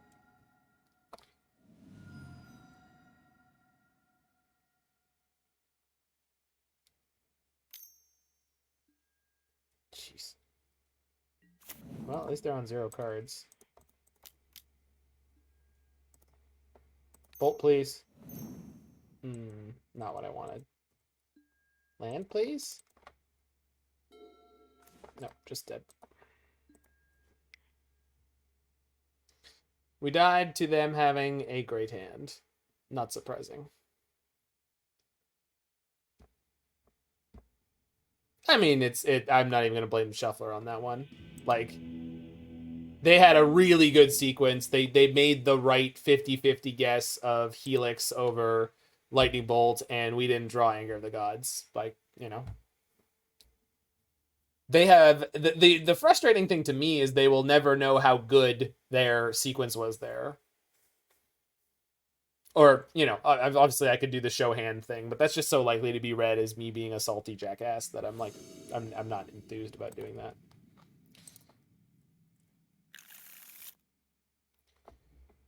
Yeah, this is no good. If they have a Thalia. There we go. That's a keeper. Unless they're sniping. Hey! Well, I don't know if you were here for my previous non-rants about stream sniping, but I just don't care. Just asked by 2 drunk guests if we had any brothels in the area. Did you help them?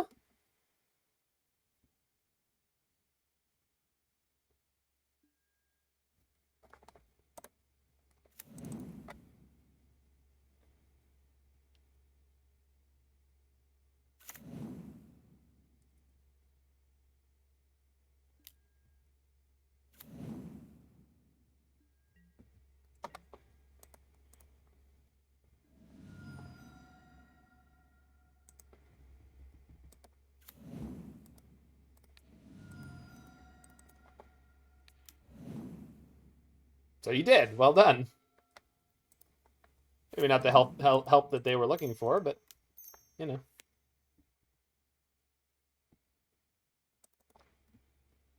I really, really, really, really, really, really hope they don't have turn 2 Thalia. Although if they do, we actually have the next land to dig out, so maybe we'll be all right.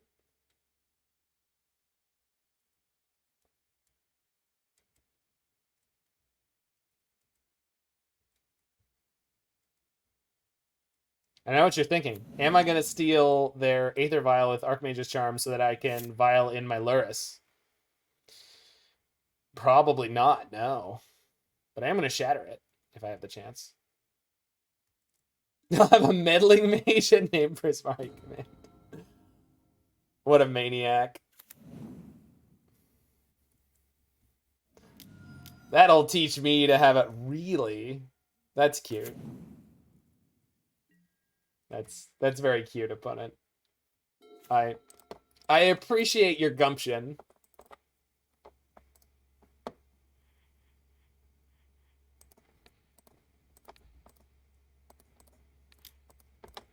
My favorite thing about this is because I have the second Prismari command, I get to start generating Pyromancer Ascension value. They have a 1/1. It's not too bad. I can steal it. Well, we'll see if we get to K command. I mean, it depends on how big this champion gets. If they have a Thalia's Lieutenant, it gets too big very quickly. Just Thalia. That's fine. Yeah, we're gonna K command them. Kill Thalia and the Damping Sphere. I'll show you to play sideboard cards like an intelligent player. How dare you? Be punished for your hubris.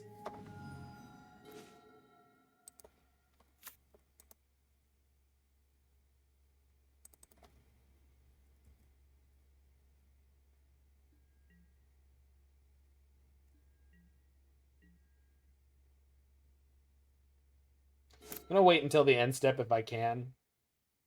Just because I don't want a replacement Thalia to come down and ruin my day.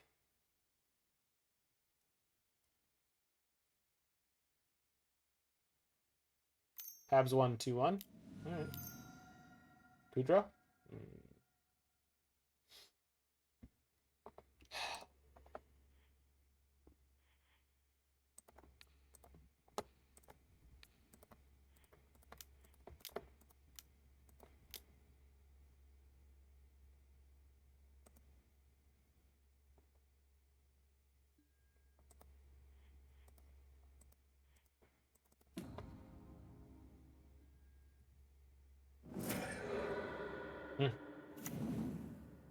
Felt good.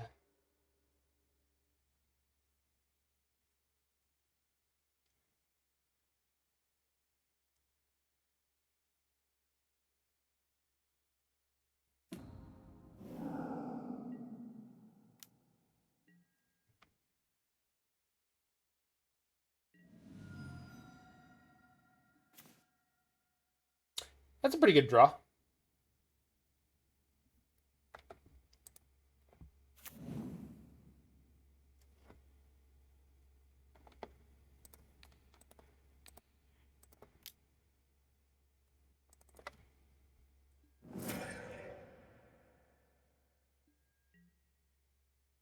I exiled the Lightning Helix.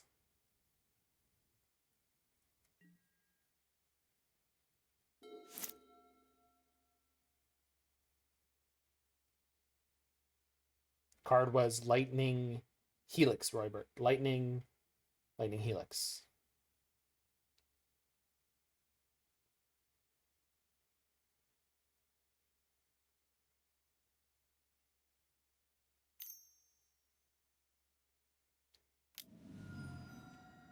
This has got to be a Mantis Rider. Ooh.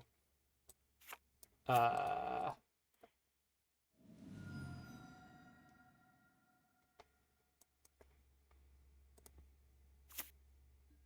can let this enter though, right? And then steal it once it's bigger.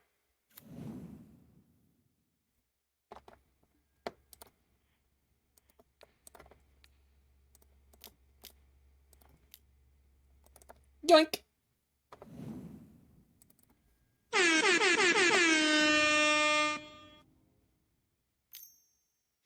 I don't know. I thought it was funny. For 30 years, you let me play an Umbrella? And we all thought it was funny. That's not funny. We just left them with no creature? How do you propose I do that, Alex?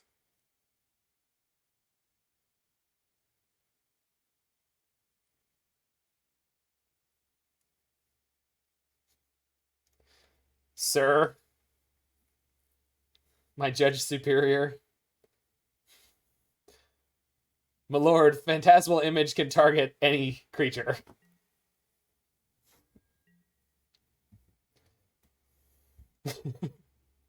I know. You wanted to think that it was a reasonable card, but it's not. No, you just don't play Modern. The only format where Phantasmal Image is seriously played in about 2 decks.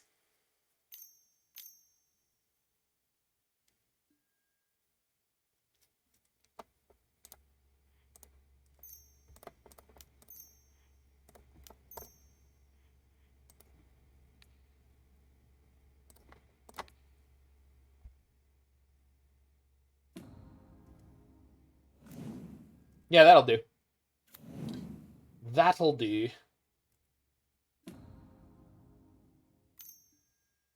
Shit. That's really bad. Yikes. Holy crap, that Thalia. Well,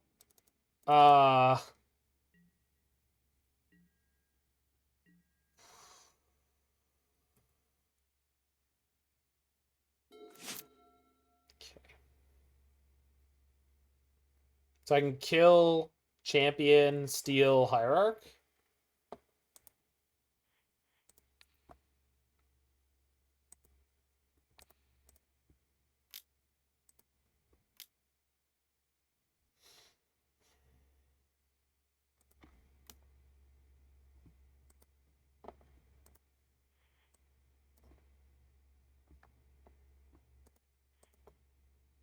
Would the Titans have been reasonable if they were legendary?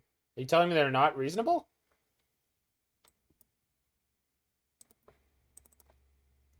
Which Titan is not reasonable?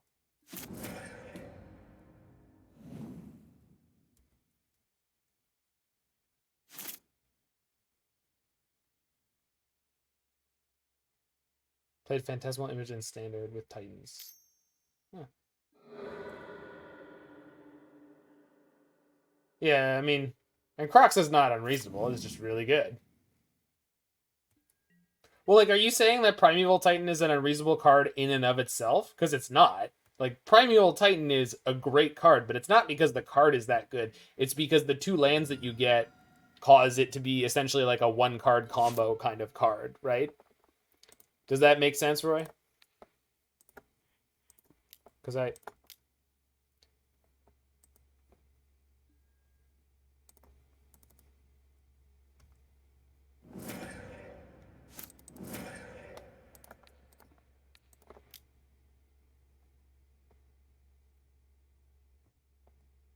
Did they concede?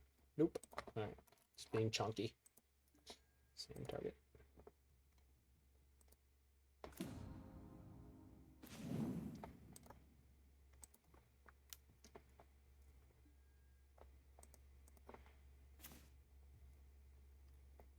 Yes, please. Okay. I think we maybe won. Maybe. It was close, though. Their board was scurry. But it's like, out of all the 5 original Titan cycle, Roy, there's only one that's close to being unreasonable, and it's not its fault.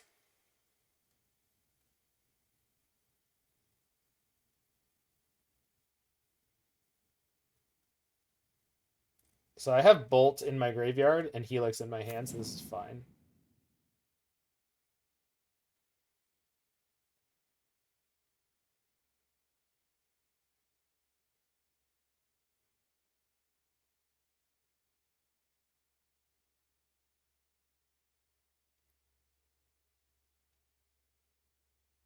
Like, they're all very reasonable 6-mana plays. Some are better than others, but, I mean, none of the other ones are as good at comboing in limited as Sun Titan is, for example, right? None of them have a baseline value as high as Grave Titan in limited. Chooses Breach. All right, good choice. That's very clever.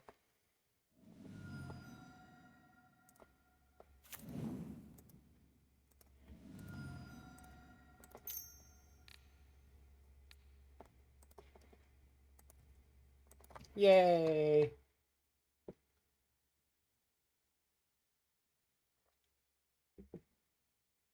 Deck seems like it could be good. Deck seems like it might be pretty good.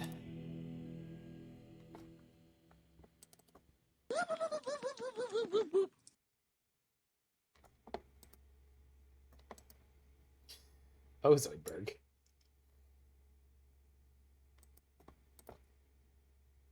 Our normal just kind of stood there. I'm a stranger in a strange land. I'm glad I'm on this side of the battlefield.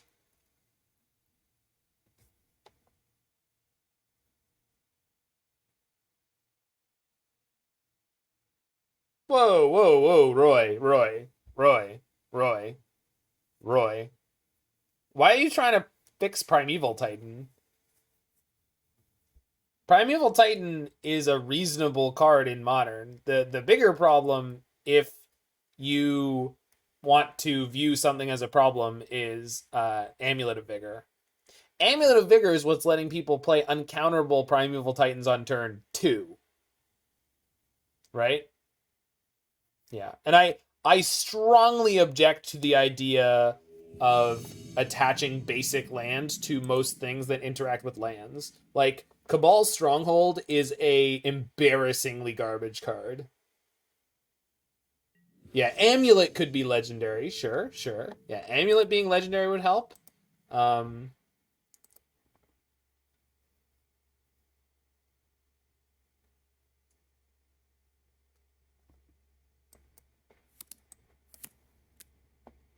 Yeah, well, I mean, we get no. I know, Blitz, but I'm just saying, like, when they printed Cabal Stronghold, it wasn't even good enough for Standard. Like, that card is just really pathetic, and I played it in Standard. It was fun. It wasn't good. Yeah. Well, it's I mean, it's about the fact that the Titan can do that and everything else, right? I don't mind Titan having the good mid-range, sort of mid-game combo plan. It's the how fast it can come out that just really cheeses me off. Yeah, Dryad is big. But, like, again, if you take that same deck and you just slow it down to the speed it would have without Amulet, and I'm not saying that I want that to happen. I'm just saying, like, I think Titan is a good... Yeah, well, that's been a hilarious argument, Roy, where they were like, "Oh, well, we have to keep Stoneforge Mystic unbanned because it limits the ability of us to create interesting equipment in the future." And they just kept printing broken lands like Field of the Dead that they had to ban. I was like, "What the hell were you talking about? Like, if you're doing one thing, why aren't you doing the other thing?"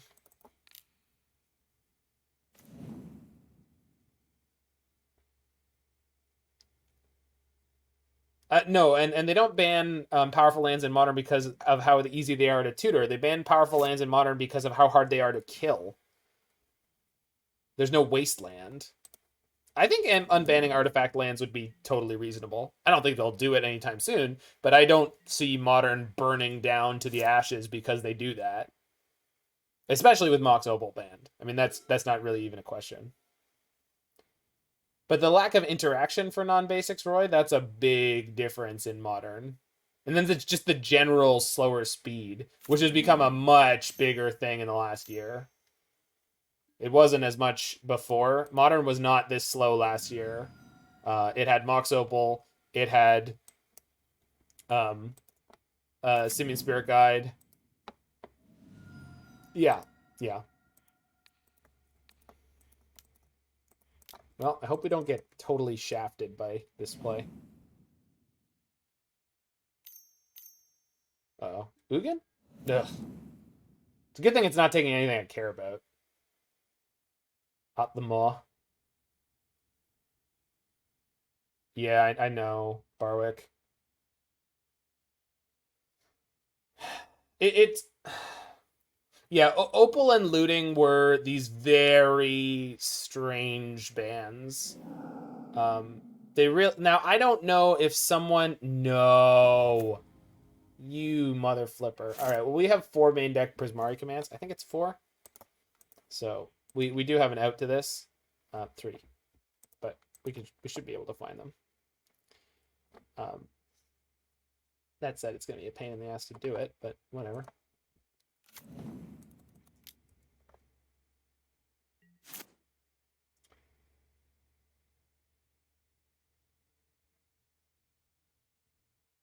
But yeah, the Opal and the Looting bands, I feel like someone at WotC had an agenda.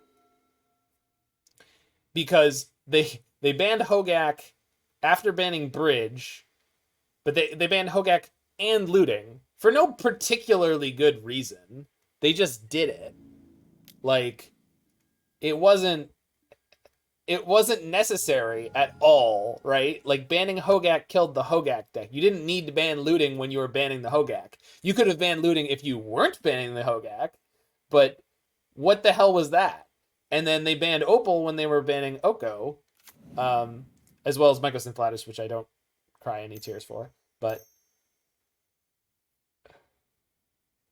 is it Uga this time? Ballista X3?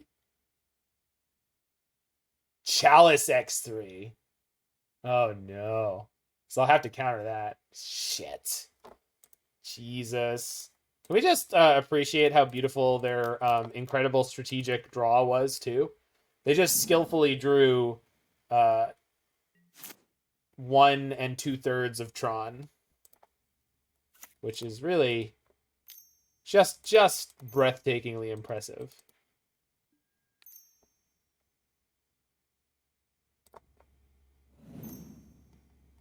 All right. There is a Prismari Command in here, which I could play now, and I will do.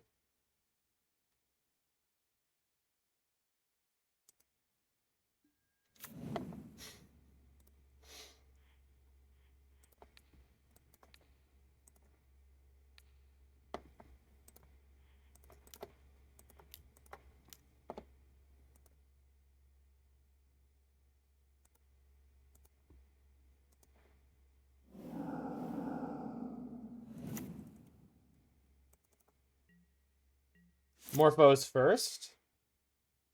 Yeah, I could have done. Yeah, I should have done. I could have drawn an extra card. If we hit Bolt, we could kill TKS. Yeah, you're 100% right, Devilish Greg.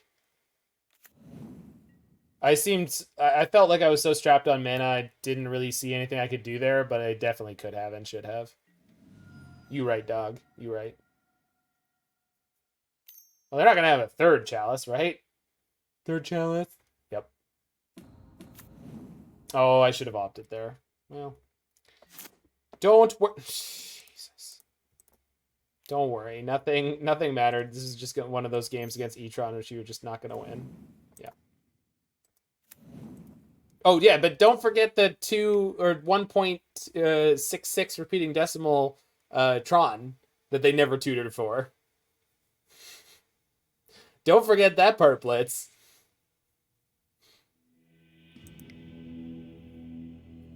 Just give him one of these.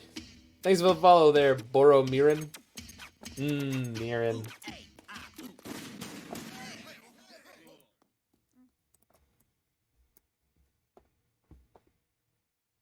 If I played this deck, I'm getting run down by Blue-Red Prowess and Burn all day. I think this is... If my instinct about this deck is correct, I think this probably has a pretty reasonable matchup against those decks. If I had to guess. So I'm going to try to take my graveyard stuff out and just bring in all the creatures plus all the hate. I think this should work. Because this way, even if they have chalices, the Sprite Dragons get through. Hopefully they handle the opponent, and hopefully they board out all their removal.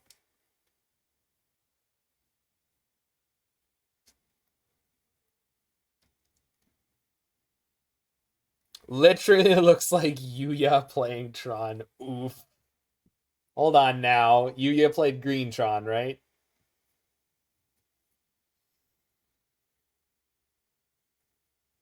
That was the last Mythic Championship that was modern format. It was also the first Mythic Championship that was modern format. It also might be the last major competitive, like, pro level event that will ever be modern ever again. Yikers. Eidolon. If you don't have removal, your whole deck hurts. Well, yeah, but you know that going in, right? Like, once you realize you're against burn, like, you kind of got to hold a piece of removal for Eidolon and hope you go off reasonably quickly. But on the flip side, they have no way to interact with your... Yeah, I realized that, Phoenix, and I was feeling such inner turmoil that I had to share it with all of you. I couldn't suffer through that alone.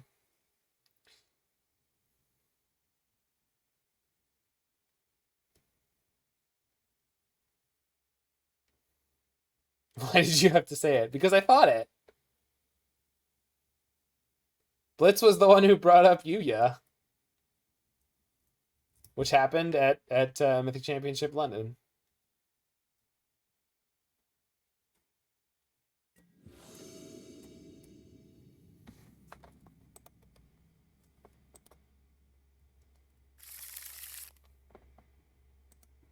There was also one MC that was Pioneer. It was it won by Canister? I feel like it was won by Canister playing Inverter. If he didn't win, he was way up there.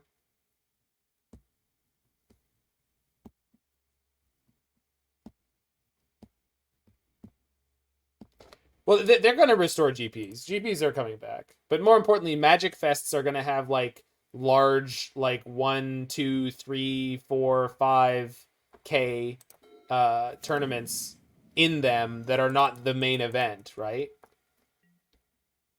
So, thanks, Roy.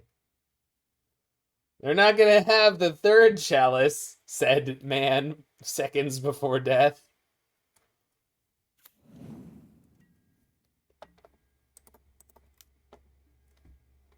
This time, at least the opponent had the decency to mull to 6, so maybe we get something. I'm jamming the Sprite Dragon and just throwing caution to the wind in terms of if they have removal or if they have a turn 2 chalice.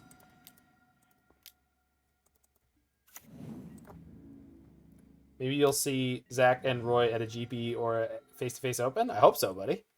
Or Star City Games. Because you're a northerner, right? Northeasterner? Whatever we identify as. Whatever this region is known for. Other than hot jazz and hot women. I don't know. I'm just saying words. Well, that's the kind of the point, Crowley. Let me know. Cruelly or Crowley? Cruller. But before the pandemic and everything, one of their sort of goals with the GP was saying, listen, we're going to change it from being the whole weekend is all about this one tournament for a large amount of money. Don't get me wrong. But one of the things is, like, GPs were already kind of like conventions. They were kind of like Magic conventions already. And they were getting to be more like that. But their branding in terms of what the event sold itself as was not that. And the question was, well, why not? Why not make it more of a Magic convention with a huge tournament that just happens to be happening at the same time? And that was already the direction they were pushing. So I would see no reason why they won't continue to do so. And there will still be a large competitive event called a GP that is held within the Magic Fest. Now, Magic Fest was a really stupid name at first, but I've said it enough times that it actually sounds pretty exciting. But maybe that's just the prospect of being around groups of other humans that are enthusiastic about the same thing I am.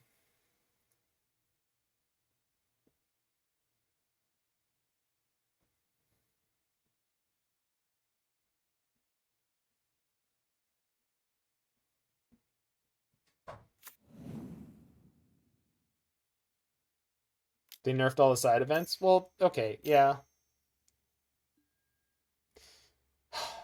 So I guess I should have killed their temple, huh? These remands are just going to rot here. I can put on lethal damage, though, right? So let's just do that. I don't know, kill ya? All the prizes got downscaled. Yeah, I understand.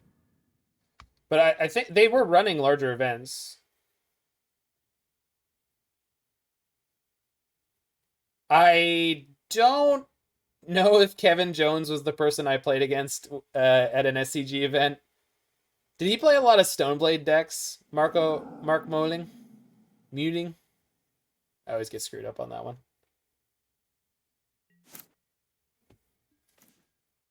So 5, 6, 7. Whee! This piece is my recital. I think it's very vital to rock around right to on time. It's trick. Here we go.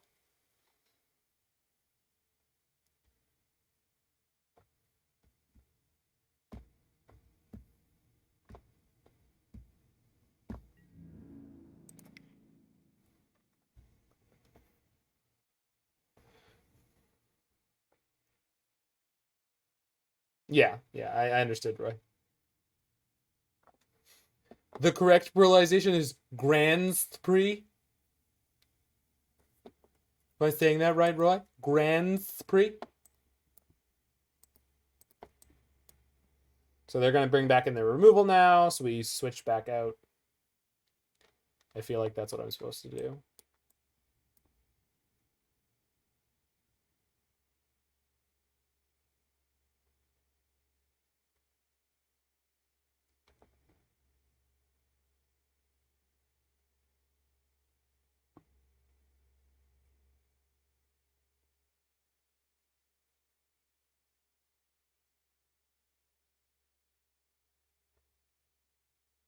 Yeah, I think Kevin Jones is a person. I have no idea about why he would put someone down like that and say that person's no one. Like, what in what context was he just suddenly calling him out? Was there a reason for this random call out? Because that just seems so strange for someone who's like a public persona to do.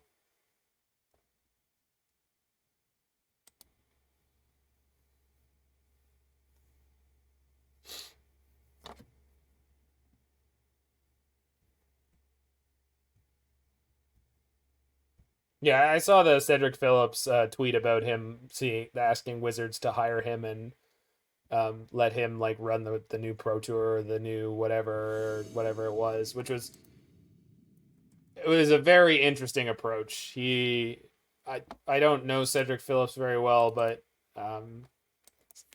doesn't seem like my kind of person. But maybe he's a really good guy, and it's just coming out wrong to me.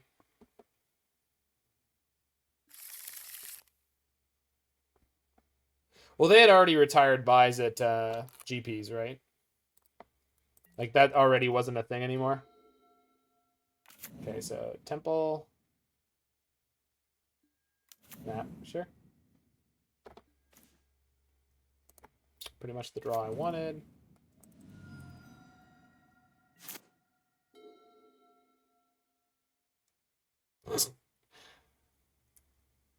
I mean, I don't want to be the person calling someone out or whatever, especially if people seem to be a fan of this human being. But when I met Kevin Jones, he did not seem he was fine, but he did something specific in our match fairly quickly that was already like, okay, this human being. Yeah, I don't know why you keep saying LCG. I was gonna ask. I don't know what LCG means.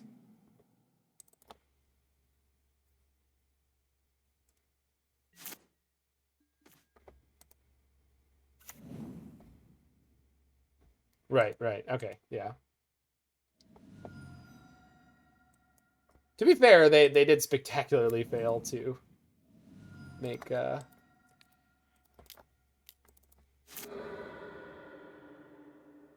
I was gonna think LGS, but maybe that's in French or something. Oh, yeah, no worries. Well, you're not supposed to care about LGS tournaments more than what they are. You're just not, right? I mean, that's not the point of them. Tournaments at your LGS are supposed to be just like a fun way to learn about tournaments. Oh, no, it's all good. It's all good. I'm not going after you or anything. I just was trying to understand.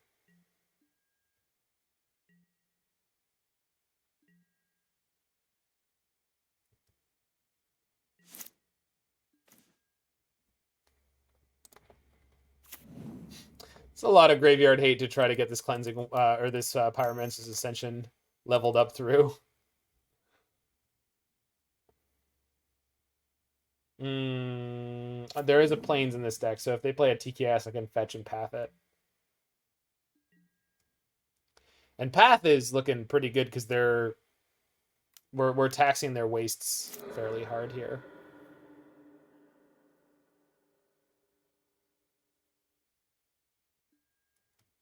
You live in New Zealand. Ooh. I think online play is your best bet if you want to get into competitive Magic. Asia Pacific is one of the they call it APAC, is one of the zones that they've like made one of the players tour zones or however they are working that right now. But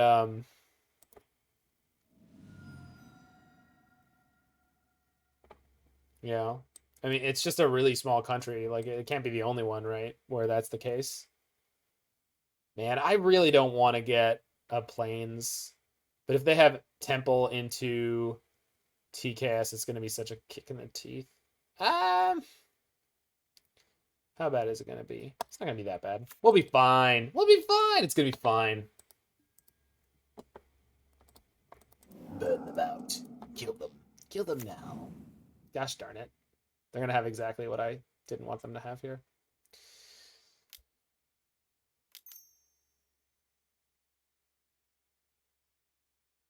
This is fine. I mean, it's fine. I was really hoping to resolve this Cleansing Wildfire with the Cleansing Wildfire in my graveyard, both for the Pyromancer's Ascension trigger and for the attack on their mana. Compadres, hey, thanks for the follow there, Devilish Greg. Fighters before the start of the rainy season. And they remember, were really waffling a over shiny the new TKS donkey there. For whoever brings me the I mean, maybe they'll take the Montoya. path because they're just worried about that. I think 100% they take the Cleansing Wildfire. I can't imagine that they don't.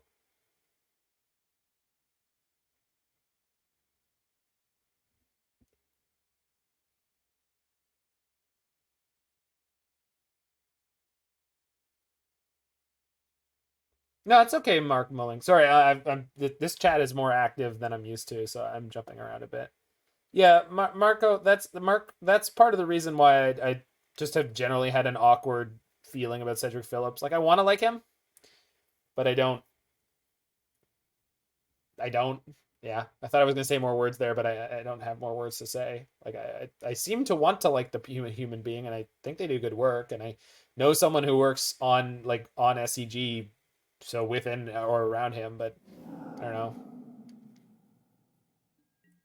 It is very sanctimonious tone in that tweet to Wizards where he's like, "You've turned me down before, but I'm willing to look past that because this is so important to me. I'm willing to do you this favor and fix your system for you." It's like, holy crap, dude. It's a bit much, don't you think? All right, let's hit a land.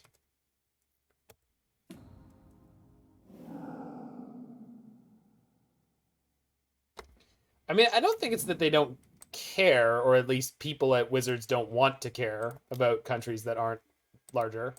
I just think that they just don't have the resources.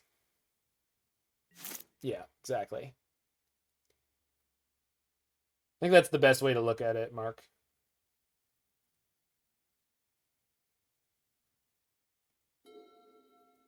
And that's the thing where, circling back to my previous point about my approach to competitive play, whatever, and my struggles with my own attitude towards it, I'm like, I don't want to stop loving the game, and I love the game the way I play it, generally speaking, so why am I getting my myself in any kind of bunch. Like, yes, my ambition someday would be to play at the larger events, but I want to do it the way I do it. And in the meantime, I've just been having a great time playing Magic. So okay, so we can get our Ascension online this turn by playing Manamorphose Bolt.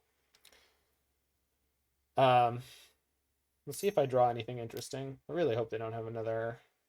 Okay, good. Yeah. Yeah, the priority shift has been... So for boomers like me, one of the awkward things about the modern era of Magic right now is it used to be the only products were the premier sets, right? And everything that the game was in that set.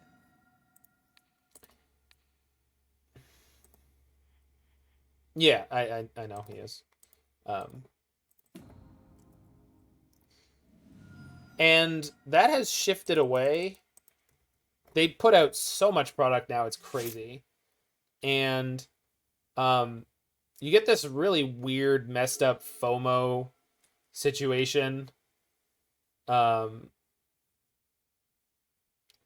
where there's so many products coming out and they consistently have to tell people that this product isn't for you if you don't like it, but don't worry, there'll be a product for you. And it feels like there never really is because they've shifted all their priorities all over the place to kind of cover everything. Like I even saw people in the Twitch stream today with the new Modern Horizons 2 spoilers saying like, oh my God, Commander Horizons, just because there are some Commander cards in the set or Commander-ish looking cards. Is this Karn or is this Ballista X2? Chalice X2. That's bad, but not too bad.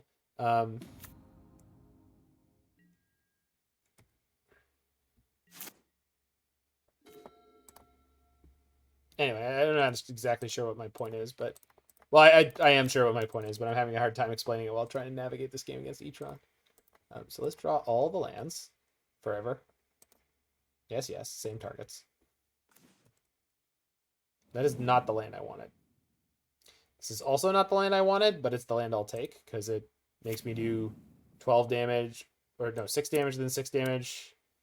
And then I can't play any of those other spells. I should have played Spirebluff here. Well, we'll see.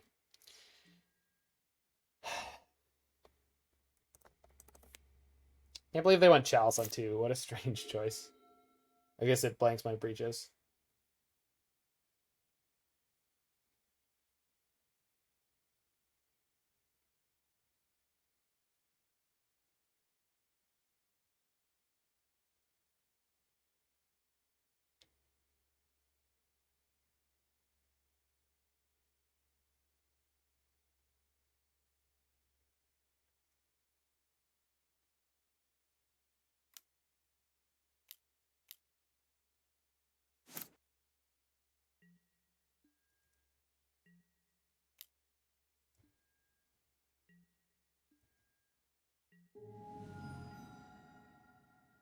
Well, we're getting fairly close to death. Karen. Okay. ¿Por qué? What is your endgame, opponent? Where will you go? And what will you do?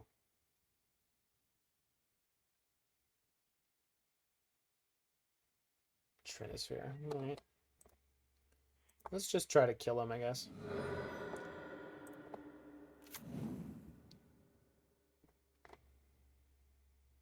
Yeah, I was about to,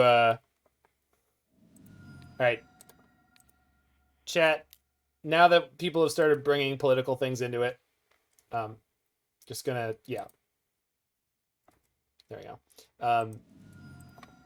I am not gonna be spending my time timing people out, but from here on out, let's just calm the hell down on all that stuff and just try to navigate our way out of death here.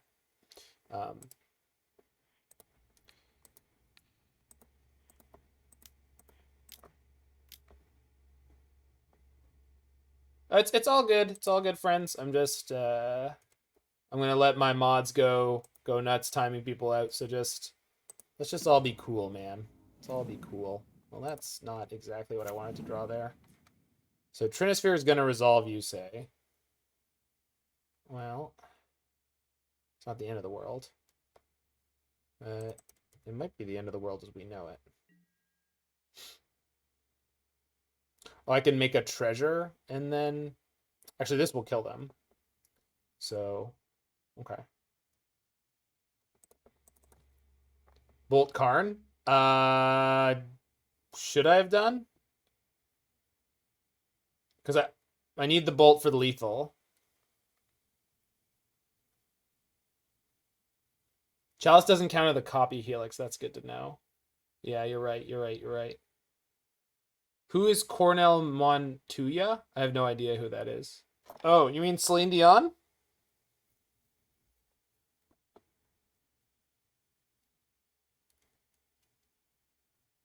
Why are we just casting Helix? Because I didn't realize I could do that. Because I'm an idiot. Yeah.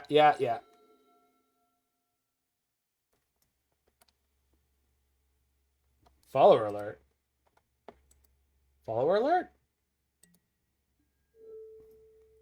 Oh, Colonel Montoya? Oh. It doesn't matter. Also, lots of TOs aren't lazy guys. But again, this is... Yeah, Colonel Montoya. Yeah, no, it's... If you don't know the Colonel, and you don't know good chicken... Oh, shit, I died. Well, I have nothing Thanks to for the offer follow you there, but Greer my World. love. I specifically Yeah. said So no we're just dead. geeks. But my mom's Hey, thanks for the sub there, gifted to the one and only Spider Space. So, yeah, we got distracted there by chat, and we died. We could have easily won that with Lightning Helix, despite my failure. So, cast your Lightning Helixes through the Chalice on 2 people. Don't be an idiot like me and not do that. Yeah. Okay. So, we can... Well, we'll see if I win the third match, but I'm pretty sure I'm going to pay out this to the 3-2s because I think we as a group and personally, I should have been able to win that game, and I was just way too distracted by a bunch of crap. So, no worries. Yeah, we had the lethal there 100%, and I just didn't need to do any of the crap I was doing there. We will wait until the end of the next match, but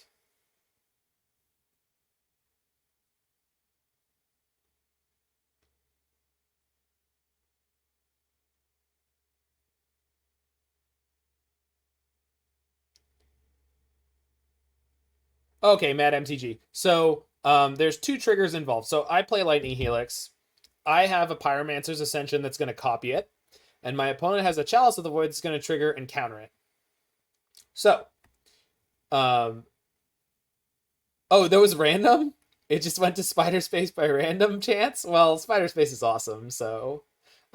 so the Chalice of the Void will counter spells that were cast with the correct converted mana cost, but it doesn't care about ones that were copied. So my Pyromancer's Ascension is still going to be able to put the copy on the stack. Just like with a Storm card, you can't stop Storm cards with Chalice. You can stop the first copy, but you can't stop the rest.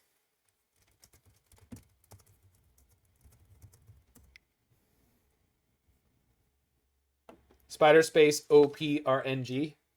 I don't know, man. He doesn't like the Velomachus deck as much as he likes Jeskai creativity. You can stifle the Storm trigger. This is correct. Blue-white text is when Keck W. Yeah, stifling Storm triggers is really hot.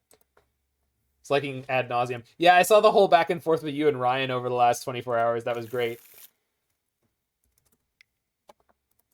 Yo, 5-0'd with this. Ryan responds, I'm next. Immediately 5-0s. Red decks can sideboard Shattering Spree for Chalice, yeah. I mean, that's Replicate, not Storm, but close enough. It is neat, Mad MTG. How much to build an Esper Stoneforge Mystic Witch deck? You'll pay. If I have to build the deck from scratch and then send it for your approval back and forth, probably 20 USD for the league. I normally do leagues for 10, but if I have to build a whole deck like that, then I'm going to ask for slightly more. It's worth my time. My time is worth my time. Whatever.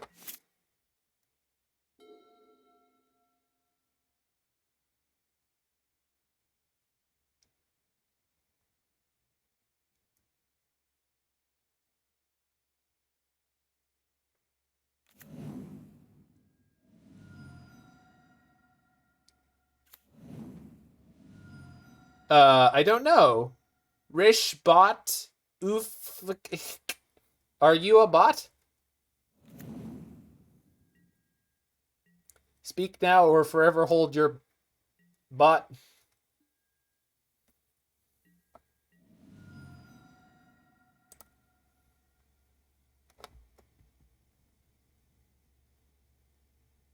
Yeah, sure.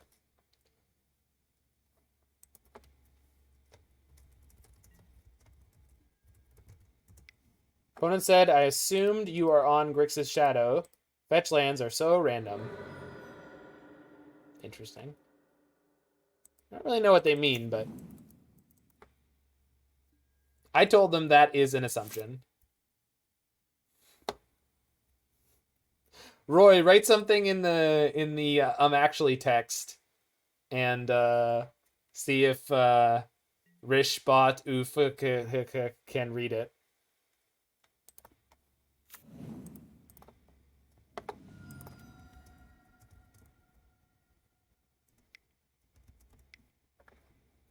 Opponent said, well, now you are on Bring to Light stuff. Ren and Ticks.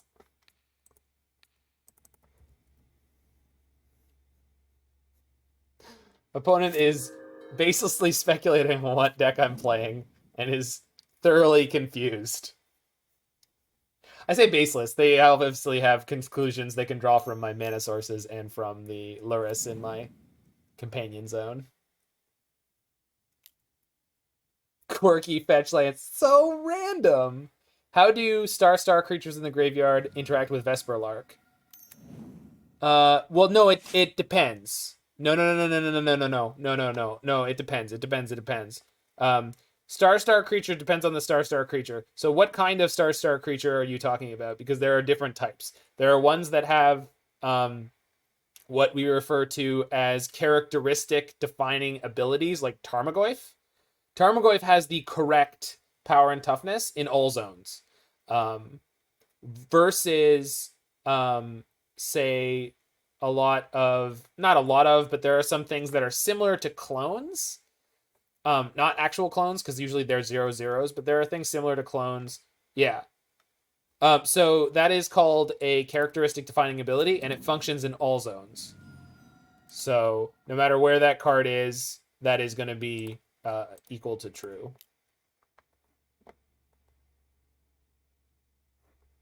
Opponent says, please be on straight Jeskai control and have a good list and pass it to me. Sean McLaren, Pro Tour, Born of the Gods, Jeskai control. I don't want to break your heart. Period.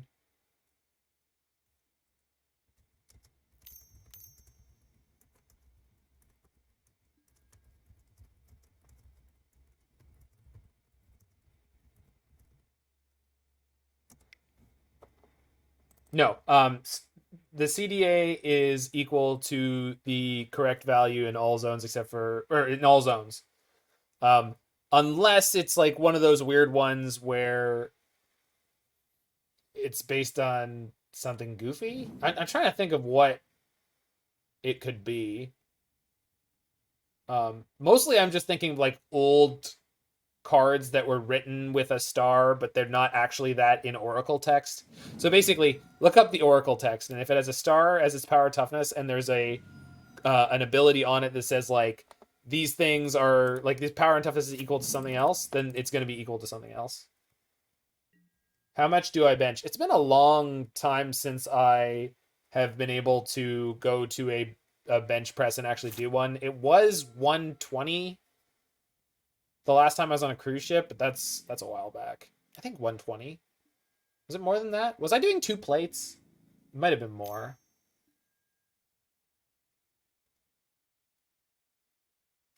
So the last year has been doing a lot of like outdoor sort of free weight stuff. Free weights and body weights. How much do you bench? I sit on them. These are the good answers. What? Oh, I play leagues for cash. What are you talking about? Of course I play leagues for cash. What self-respecting streamer wouldn't? Good lord.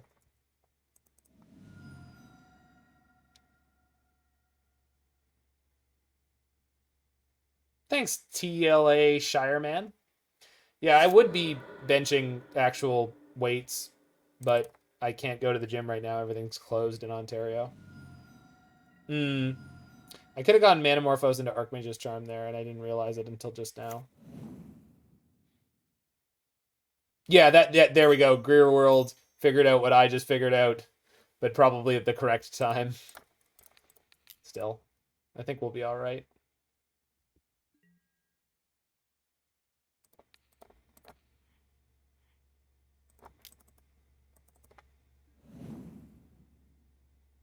No, I was a cruise ship musician, Mad MTG.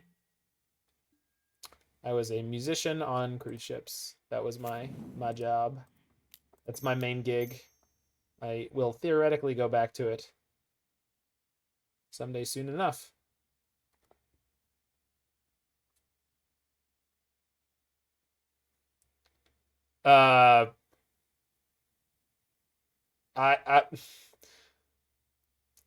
It's a very interesting statement there, Barwick. I don't, yeah, anyway.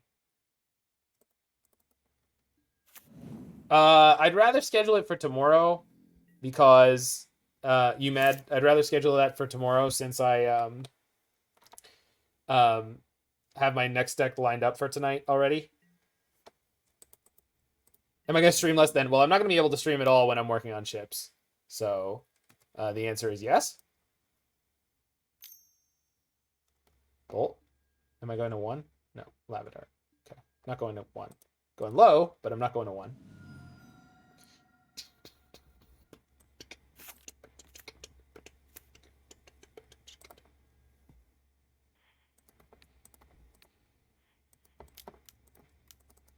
Yeah. So we should have taken less damage last turn, but c'est la vie.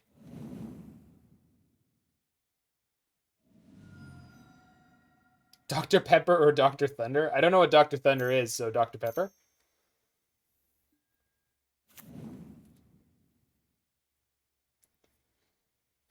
Yeah, so yeah, what's being performed is live music when I work on chips. It's fun. I spent 7 years working on trying to become a professional musician, so it was a great relief to finally get there.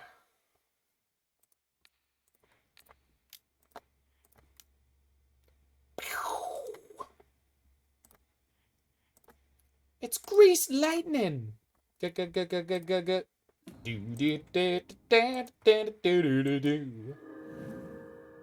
Keep walking, walking, talking. Mr. Pibb is the best Mr. Drink.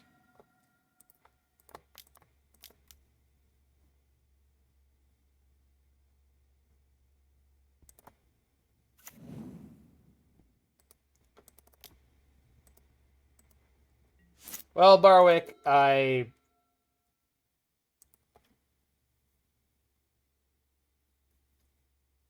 personally, I don't feel like most of what we've been dealing with has been an overreaction, but I'm not a scientician, so I believe the things I believe about the whole global pandemic situation, and I feel like most of our response in Canada was great. That's why. All right. I mean, where we're at right now has been a little sketchy, so. Yeah, these are not the kind of topics I want to talk about here. Anyway, so.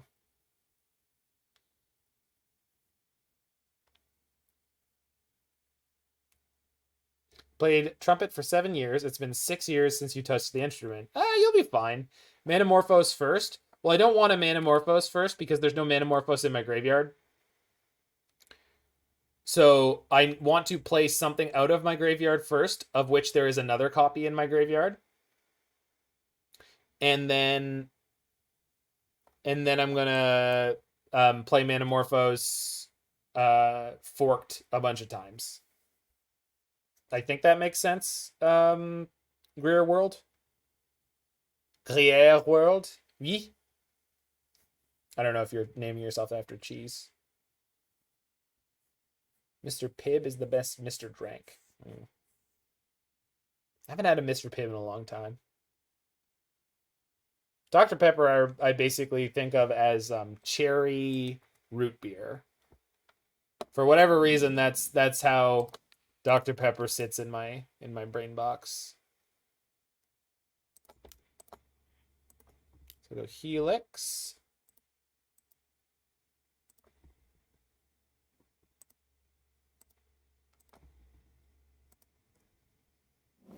We get rated or are we extra popular? We just seem to be extra popular tonight. Which is nice, because the last couple of nights have been little less than great.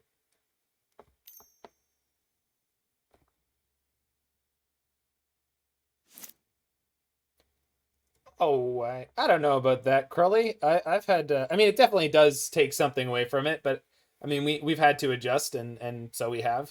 So it's. Oh no, Hans is gonna say controversial things about Predator. Yeah, I just love Magic so much that I like digital, and like stories about digital for the most part for anyone who's not there are pretty much as good as the ones that happen otherwise. Good lord. How the hell do you sideboard against prowess with this deck? I guess you mostly just kind of don't. Just kind of do stuff like this and pray. Hi, Mord. Ketchup does go mac and cheese. Dude, ketchup's amazing on mac and cheese. And you're allowed to like Nickelback. I don't like Nickelback, but... Yeah, also, it's so much cheaper on Magic Online. But the thing is, like, I'm the kind of person who... my friends would enjoy playing MOBAs. But only if they were playing with people they knew. And I'm the kind of psycho who, if I like a game, I will just play it online against whomever, whenever, because I like it.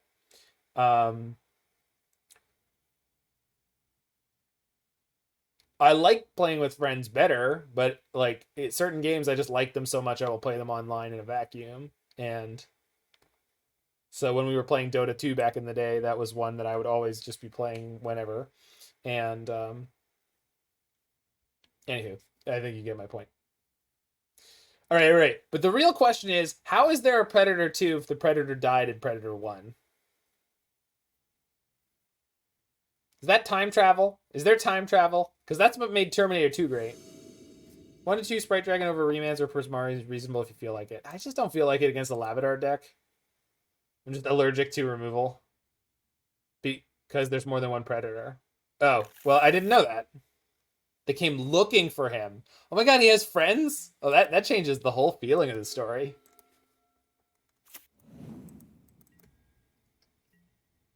You hate hot or cold drinks. They need to be room temperature. Soda, tea, anything. That is a very controversial opinion. Also, you don't happen to be a Mormon, do you? Predator is a species like alien? What? Pretty sure that's not how that works. I mean, clearly the Predator belonged to an alien species, but like...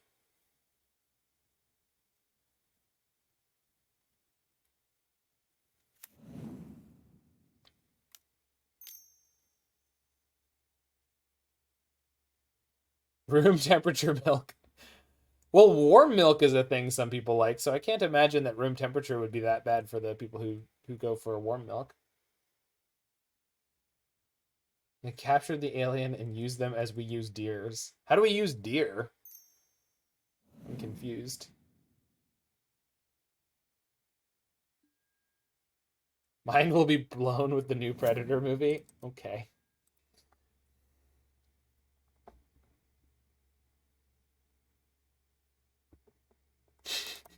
Nothing I like more than coming in from some hot-ass, swamp-ass air and drinking some room temperature water.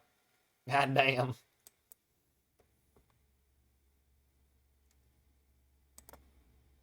That's hysterical. Spoiler, dog predator? Well, now I need to see a movie with a dog predator. All right. Do you have the mutagenic growth? I guess I'm not going to find out if I do this, but I'm doing this anyway.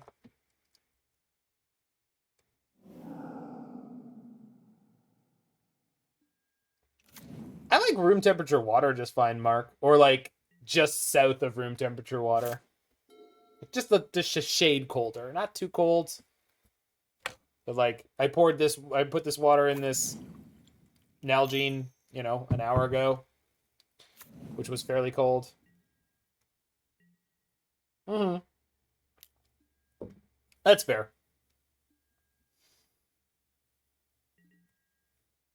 I did not realize they pushed through all the phases there.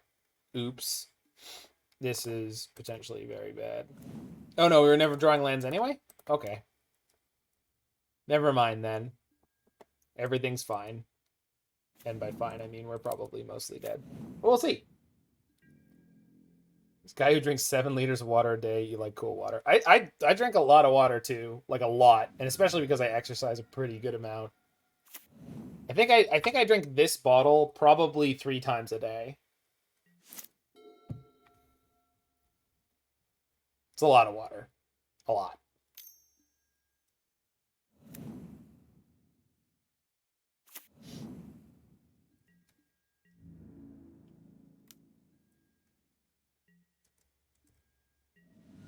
I'm not doing that again. Okay, good.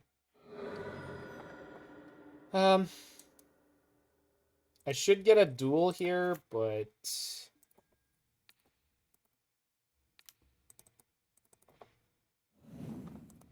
ice water claps so hard. You drink your water, then the ice melts and you have more water. Fair enough.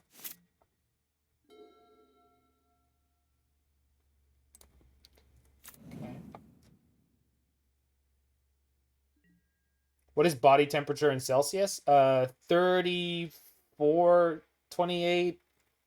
I don't know. All the thermometers we have for body temperature in Canada tend to be in Fahrenheit as a default.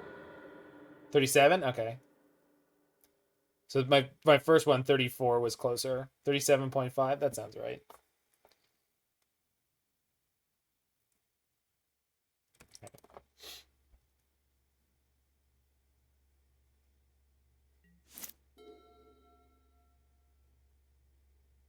Yeah.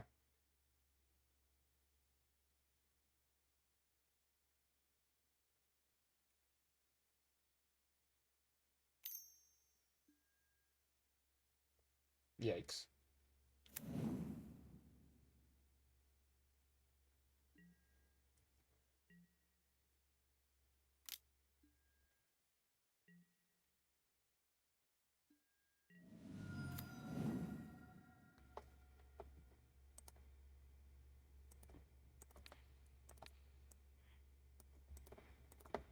Yoink.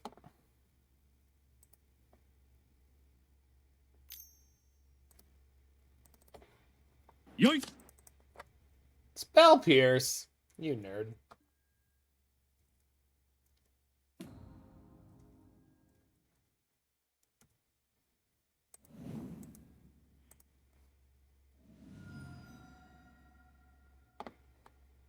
Well, the Celsius to Fahrenheit conversion is just absolutely ridiculous, so it's not surprising you wouldn't get it right.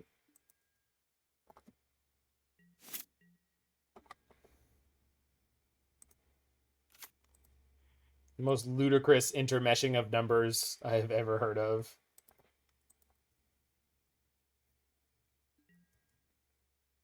A wife that proofreads all your work. That sounds handy.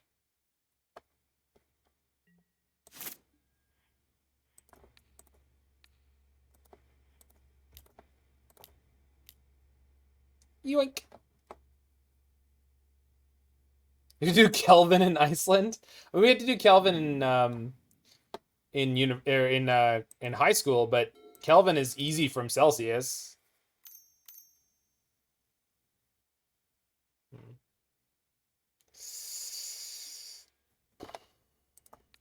All right. Well, grip it and rip it, I guess. Yeah, Kelvin's easy. Like, well, and it's the same degrees as Celsius, right? So it's not even... Oh, this second Spell Pierce. Oh, that's so bad. All right, might be dead here. We'll see.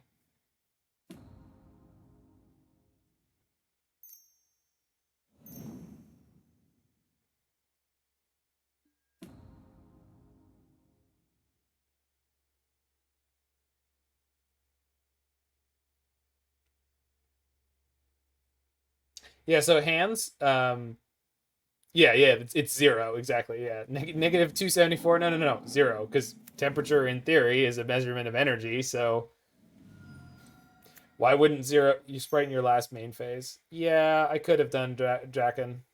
I was thinking more about what I was going to do with the Archmage's Charm, but that's probably correct.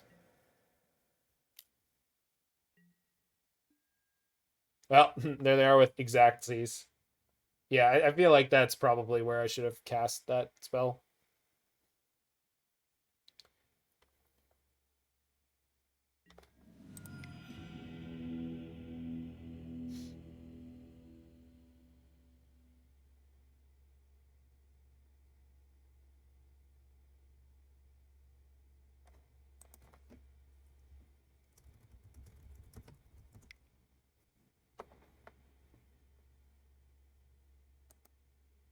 Ooh, nice name change.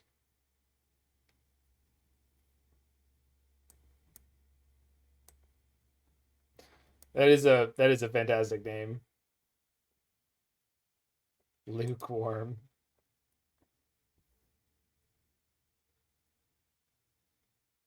No, I know the Iceland thing was a joke.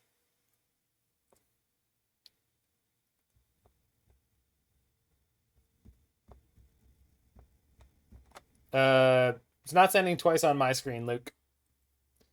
I'm only seeing your messages once. How many leagues have I played?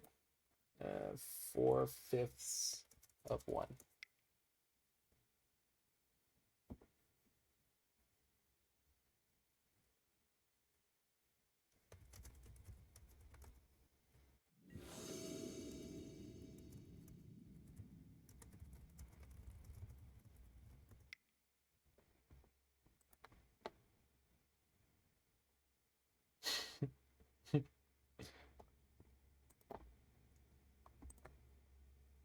Yeah, the most nonsensical argument I've heard about Fahrenheit ever, to me, is just, well, it's just a great range, to talk about. It's just like, this is the range of temperatures that humans will normally, inhabit. It's like, well, okay, but you're just used to those numbers. Like, Celsius isn't a particularly great system for that too, but at the same time, like, freezing 0 is where the average human would be dead if we didn't have, clothing and shelter and houses and shit. So, 0 being the death point is not the worst thing ever.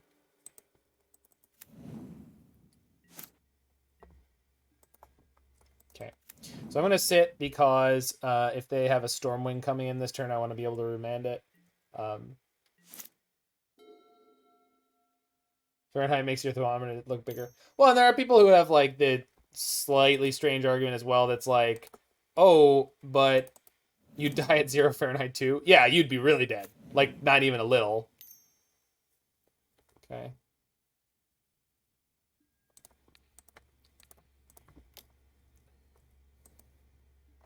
No, I understand that, Hans. I'm very well aware of that fact. I mean, I live in Canada. We use Celsius.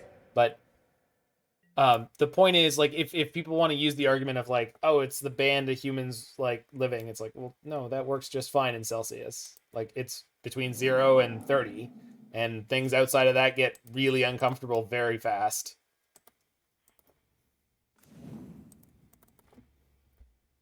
Zero is a low point and 30 is a high point is, reasonable enough. It doesn't really need to be that much more specific. Temperature on the moon at night is 500 degrees Fahrenheit colder than it is during the day. Yeah, but that's just you using a smaller measurement. That'd be like if we took Celsius, right? And instead of using degrees, we used like decidegrees, right? Like, just because we made the individual measurement. Yeah, I mean, yeah, that's a neat number. Yeah, that's a neat number, Barwick. That's like, oh, neat. What a neat number you found in the universe based on a system that had nothing to do with that number existing.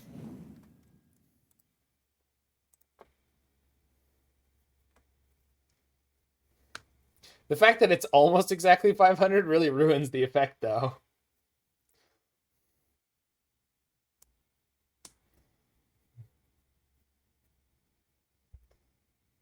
Compared to the list of possible lottery numbers, I got it almost exactly correct. How many were you off by? Enough that I didn't win anything, but it was almost exactly correct.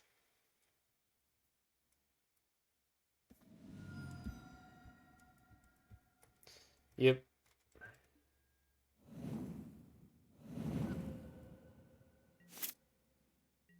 Gosh. Oof. That's really bad. Try again, hands. Played hand grenades.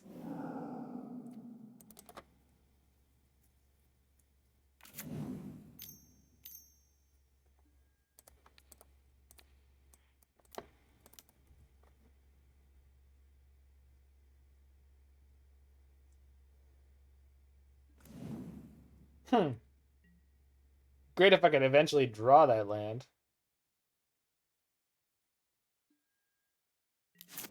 Oh, there it is.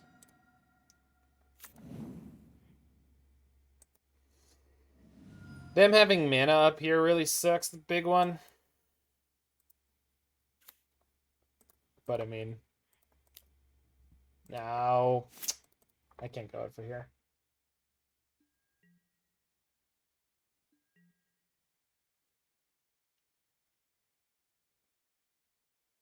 Isn't there an epic drink with like 4 glasses about a hand grenade? I have no idea what any of that means, so maybe? My answer is maybe. I bet there is, hands.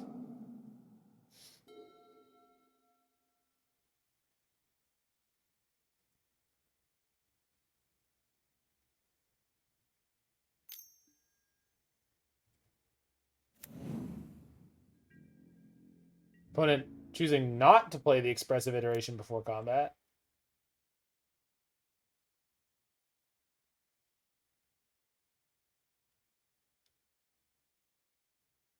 Oh, maybe. What do they call those? Bombs? Crap. Oh, slammers? I think those drinks are called slammers. I can't remember. I used to know. Grenadine. Yeah, it's like grenade. Please spell pierce me, daddy. Oh shit. They didn't.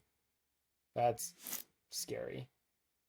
I know one of the cards in their hand is expressive iteration. What are they? Bomb shots, yeah.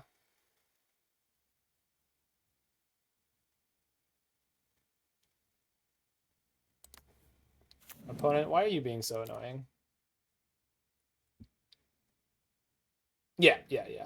Jaeger bombs. Doing them Jaeger bombs.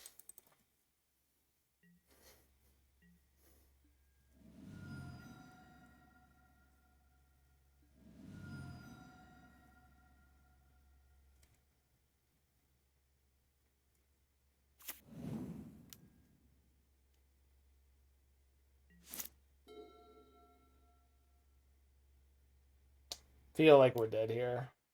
Stupid Stormwing entity.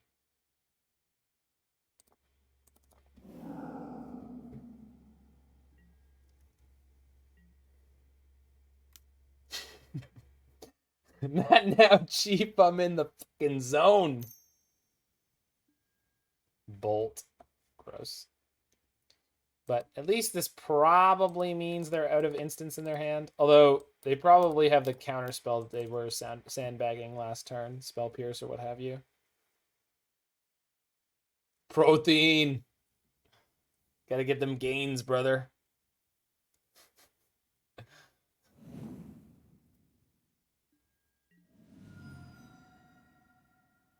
So are they going to play the expressive iteration or not? I wonder.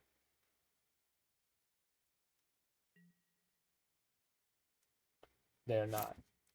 All right. Well, I can beat a Spell Pierce now. Guess we'll attack for 1 first. And then...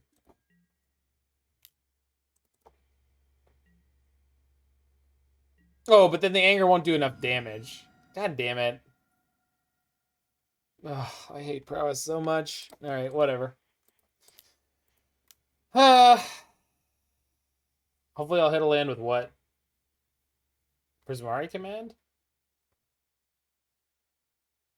Nothing. There's no play here. We just have to jam. No, that doesn't work though, because then if they have the spell pierce that I'm trying to play around, no, I have to shock speculatively. Like, come on. No. None of that's gonna work. None of that's gonna work. Yeah, we're good.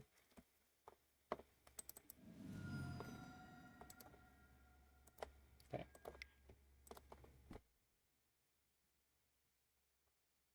Well, it actually would have in this case. But again, the last card in their hand is Expressive Iteration, and I would have been at 3 anyway, or I would have been at 6, and they wouldn't have cast the Lightning Bolt. But either way, like, yes, I could have done the thing that you guys were suggesting, but I didn't see that as a viable line to win. I think the only way we can win that is just by trying to do that. And the fact that we failed is not a knock against me at all. It's the fact that Prowess is one of the best decks in the format, and they had a reasonable draw, and we had an unreasonably bad draw.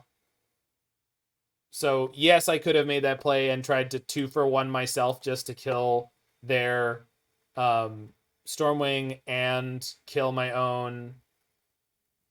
Maybe you had to draw from some of those traps. I was thinking so, but we were just so choked on mana, and we drew nothing but 3 mana spells. Like, it was just a really poor draw on our side of things. Otherwise, that game was very, very close, and we just couldn't hit anything. Like, so this deck seems really good, really good. We should have been 3-2 there. I'm paying out the prediction as if we were 3-2 there, because I should have beat the E-Tron deck, and I got distracted with chat doing a bunch of stuff, which is totally fine. Yeah,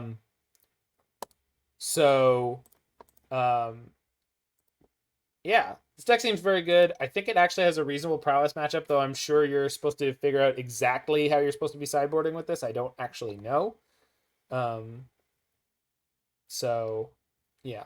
But it seems to have game all across the board. Just don't get completely crushed by your E-Tron opponent in game 1 where they draw Natty, Tron, plus, and then 3 chalices. And you'll be fine. So we have another deck coming up that's going to be Big Ben's version of Velomachus, Fires of Invention.